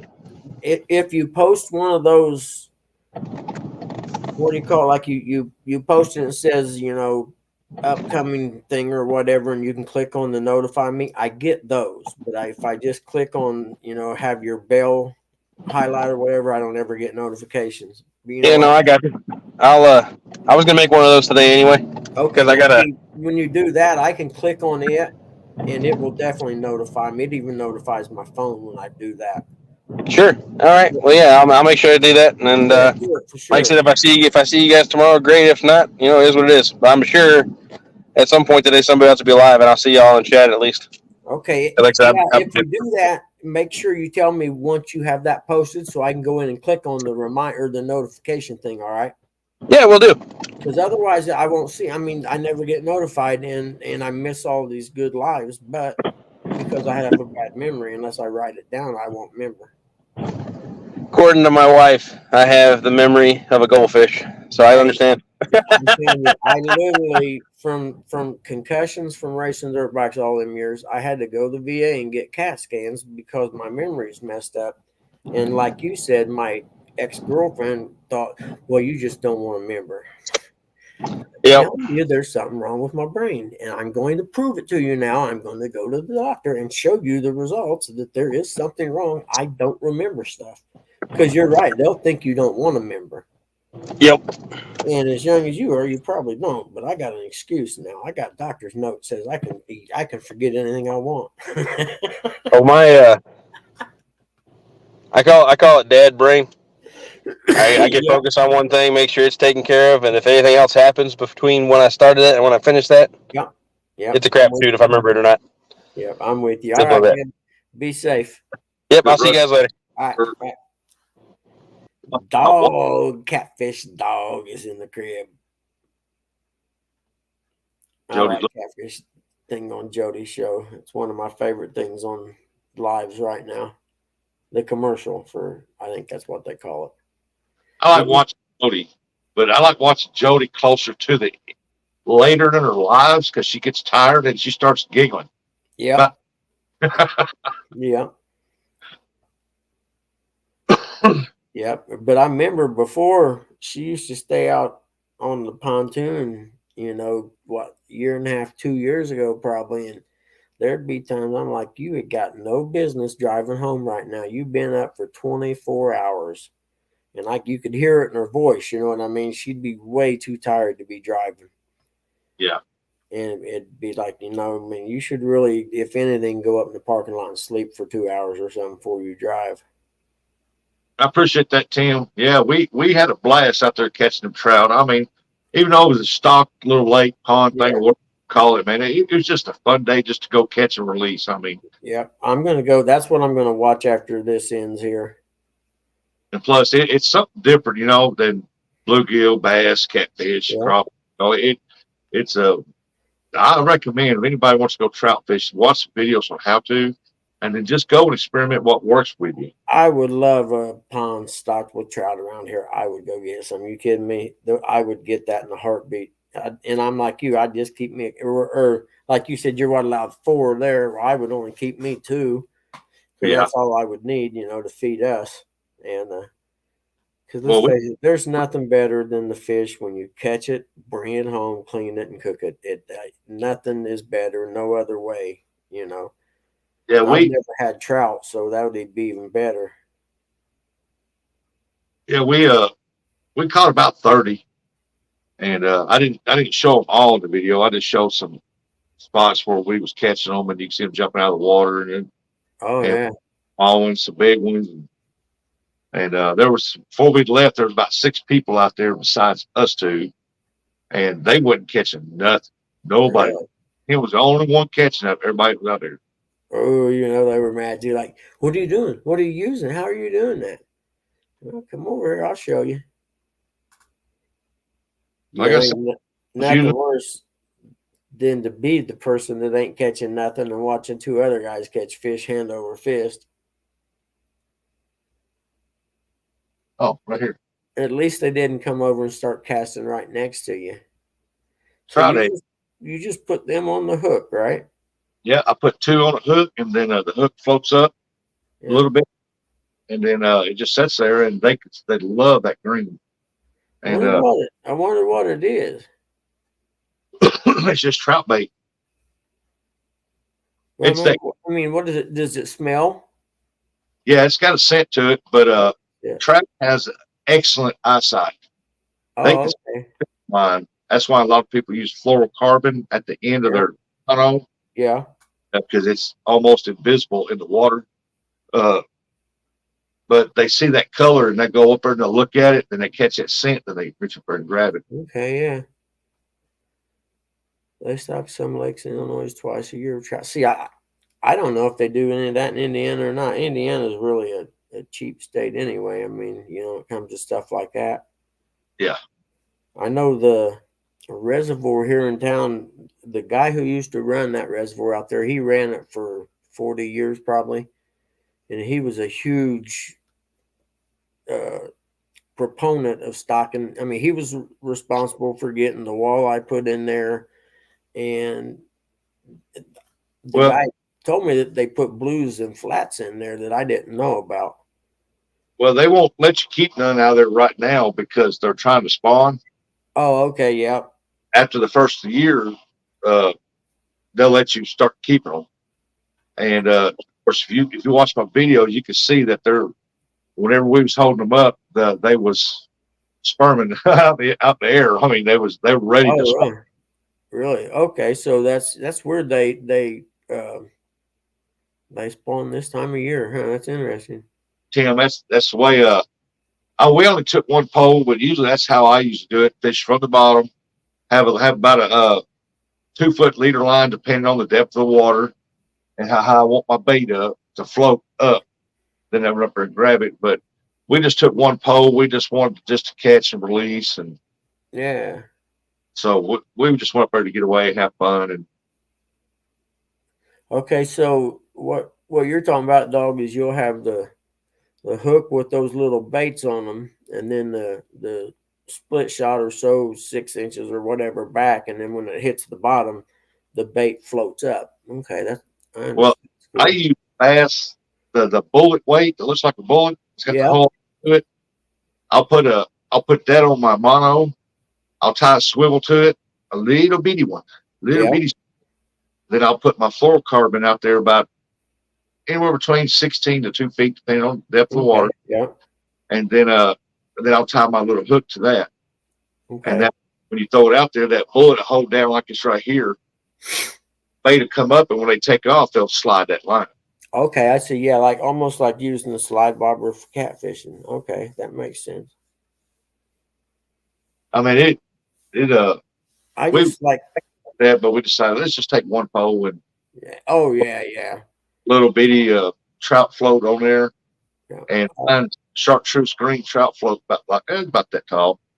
And bass, these trout was literally coming up, grabbing that float in their mouth and swimming off with Oh yeah, yeah. it. I like if I'm using a float or whatever, I'm only using one rod anyway because Yeah, I can't keep up with multiple, especially if it's something like that where they're hitting a lot or like in a spot where bluegill are hitting a lot. I can't have two of them out there. yeah. I think it has to do with my brain damage from. We stayed out there for a little while. Probably wasn't out there 3 hours at that because it rained on us twice. On part of the video, you can see where I got my cap hanging on it, keep the phone from getting wet. And then the sun came out for a little bit. Then all of a sudden the clouds start rolling back in. So we cut out of there. We knew it was fixed to rain. Oh yeah, yeah. Good. So we left, but we didn't do too bad. Something in my. We didn't have no trout die we released. So I caught one, and I don't know what was wrong with it. It was hooked right in the bottom of the mouth. I took the hook out, had blood running out of his gills for some reason. And Yeah. I released it back in the water and moved it and everything. And it swam a little bit. Then it went to the bottom upside down. Huh. Down in it would move. And I told hospice, I don't know what's wrong with this thing. So I took my pole and I reached out and watered the tip and I poked him a couple times and that dude took off. Really interesting. He was stunned or something. Huh. I thought you was going to say that he died, but that's cool. Yeah, I wonder where the blood came from. they all swam back off. Oh, that's cool. Especially, like you said, you can't take any out right now because they're spawning. No, that's the sad thing about it. A lot of people going over there and they throw them back and you'll see some dead on top of the water. And you know what happened. Yep. Pulled that hook out, get their hook back. Swallowed the hook instead of just cutting the line, and the hook will eventually dissolve. Yep. Yeah, I don't know why they don't put on there, no fish until the first. That way you don't have to throw them back. Yeah, that's true. Yeah, that would make sense. And then if he swallows the hook and you're going to yank the hook out, because I've seen people do it, then at least you're going to take it home with you. Now, they say there's trout that stays in there year round. I don't know how they do it when that water gets real hot. I mean, they got a big fountain out there, but oh yeah, I see a pond like that in August, it'd get real hot. It makes sense. Yeah. then some of them say, they try to spawn, but they don't make nothing. I don't know. Yeah. So they're more of a cold water fish anyway, then. I didn't know that, actually. I know they're a real sensitive fish. Yeah, that's what amazes me is how they can spawn and hatch their eggs out in that ice cold water like that. But yeah, there's a guy actually in a little town northeast of here who started a indoor trout thing to grow and sell, And I forget, he kind of like franchised from a company in Canada, and it took him almost 5 years to get everything cleared with the local, state, and federal government to be able to do this. And he finally had everything. About 2 years ago, that big write up in the newspaper about that. He finally had everything set up and it was going. And I forget where they said he sells these trout to, but I was wanting to say, China or something like that's their biggest market for it. They don't sell them here. Yeah. But it's almost like, you have the catfish pond places, catfish farms or whatever. Well, this is like a trout farm, and because they're so sensitive and subject to, disease or whatever, that, it's really tricky to grow them indoors like that. Yeah, it surprised me that, it's like I said, possum hung up on one that looked like about 3 pounds, and it was a big Yeah. But it amazes me how, like you said, sensitive they are. That Yeah. real easy to die. Yeah, that's it. Yeah, it's real easy to kill one of them. Yeah. As opposed to like a bluegill that you could bounce off the rocks and down the steps, and he'll just plop in the water and take off. Like, I'll get another thing to bite. Yeah, it's like yesterday, possum was sitting there on the camera showing one, had like he's right here, and that dude started doing this, and he was falling up, and that dude literally swam out of his hand, went in the air, and jumped back into the water. It was gone. Nice. So I ain't never seen that ever Yeah, happen. Fish. that's cool. And I imagine they're pretty slick, aren't they? Like I said, I've never caught one, so I don't know. Yeah, I agree. I What's agree. that? Yeah, they get stressed very easy. Yeah, That's why that we would be it. we, Stressed. we put it back as quick as we could. Yeah. I mean, I got if you watch the video, there's one part of the video there, one literally jumps out of the water like a bass. Huh. No kidding. I And know that walleye I caught a couple of weeks ago. I was going to keep it, but I didn't know the size limit or whatever in Indiana. That's at a state park. So I had the choice of I can keep this fish out of the water long enough to get my phone and Google, to find the state regulation, or I can put him back. And I just didn't know how hardy they were, so I went ahead and put him back. I yeah, mean, I thought for sure 14 inches is the limit. Anything below 14 inches you can't keep. And I mean he was twice that at least. But I didn't want to take the chance. I didn't want to kill a fish for something and find out when I'm Googling to, oh no, I can't keep this guy, and because some places, I don't know if they have them anymore, you used to have slot limits where you couldn't keep, say, instance, let's say a bass, for instance, you couldn't keep any bass between 12 and 18 inches. You could not keep them, but you could keep everything other than that. It yeah, was called a slot limit, I think is what it was called. yeah. Billy said no better eating, in my opinion. Hey, I got some in there that I brought back from Branson when I was up there fishing up there at on the river part of the lake, Taneycomo or something like that. And this weekend I'm buying some lemons and I'm gonna bake me some in the oven. I'm gonna try them. I've never eat them. Oh yeah, yeah. I haven't had them either, but I mean I've heard they're awesome. No better eating, in my opinion. Yep. And then it's like I hear walleye is real good, and I wanted. Don't get me wrong, I wanted to keep that fish to try it. Well, and then I was catfishing over just the same lake last summer, and a guy across the cove from me caught a nice walleye, and he yelled over to me, "Hey man, you want this?" And he was in a boat, trolling around. I thought it was like he was bass fishing almost, and I was like, "No, that's all right, man." And he throws it back, and then it dawned on me, dude, Yep. you could have got that, put it in the bucket with the water, took it home, and had walleye. I don't know what I was thinking. It's like, you knucklehead. Uncle Lou said walleye's number one eating. Well, in May, I'll be up in Ohio with John Orr. All the Saturday night bike guys are going to get together, and there's supposed to be some other people that's going to meet up down there. And we're supposed to go one day. We're going to go walleye fishing, and we're going to catch them, take them back, and cook. Yeah, yeah. There's nothing better than fish that you catch and cook that same day, man. Yep, that's what we're going to do. We're going to catch a bunch of them, bring them back, cook them up, eat them, and Yeah. stuff. Usually when we used to go bluegill fishing for the weekend, the spring and fall, that's all we'd really do. We'd catch enough to eat that night, and then catch enough to eat the next day, and then the last day we would catch some to clean and take home and freeze. Take the cheap meat also. Okay. Okay, cheek. I know when we freeze our bluegill, we fillet them and we put the fillets in the baggie and fill it with water. And Yeah. freeze them in water, and then that way they never get freezer burnt. John Orr can't fish worth a lick. We're going to bring him out of retirement when we go down there. So we're going to be down there about a week. Or Oh yeah, he's riding with me, and so I know we're going to be down there for a week because he's riding with me, and I'm staying a week. yeah. He ain't got no choice. Got no choice unless he wants to walk back off. That's right. The bus leaves when the bus leaves, and you Yep. didn't drive the bus, so you got no say. Get in and shut up, and let's go fishing. Right. Several lives going on at times, and shoot a lot of video footage, and we're just gonna, like I said, be down there a week, and we're gonna just Where is that you're going to? rip it up while we're down there. Where is it?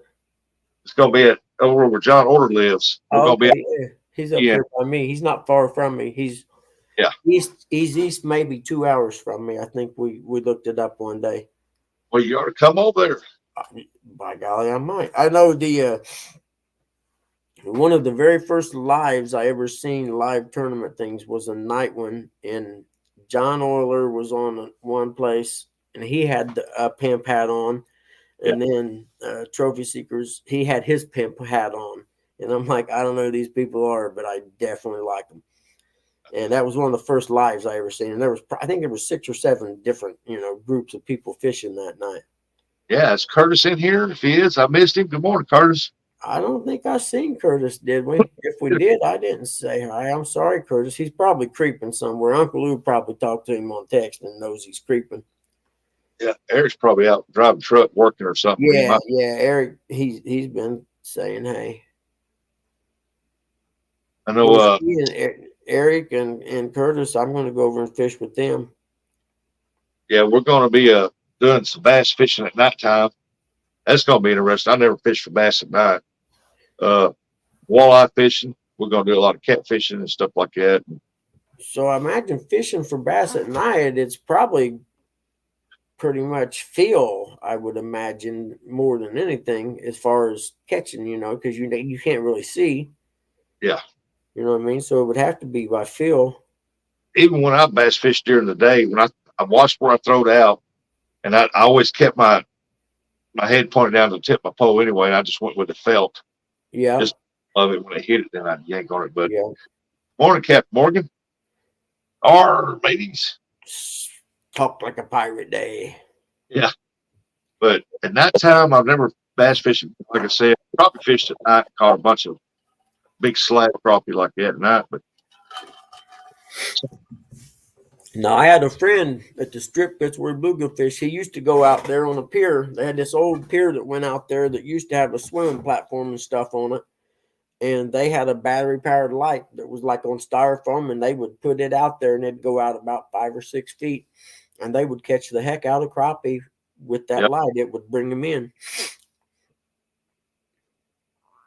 Kelly said, I'm here too, but apparently I've stopped my show for 1 week for now, and everybody forgets who I am. Well, I said how to. I didn't see you come in, brother. I'm sorry. But then again, this is all foreign to me, so I'm learning. I said hi to when he came in. Oh, did you? I didn't see him. I may have been messing with the dog or whatever when he got sick or whatever. You use black lights in the right line. You can see the bite through the line. Yep.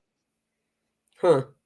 Oh, Curtis is laying in bed, snuggled up to a stuffed animal, watching. Yeah, probably eating M&M peanuts too.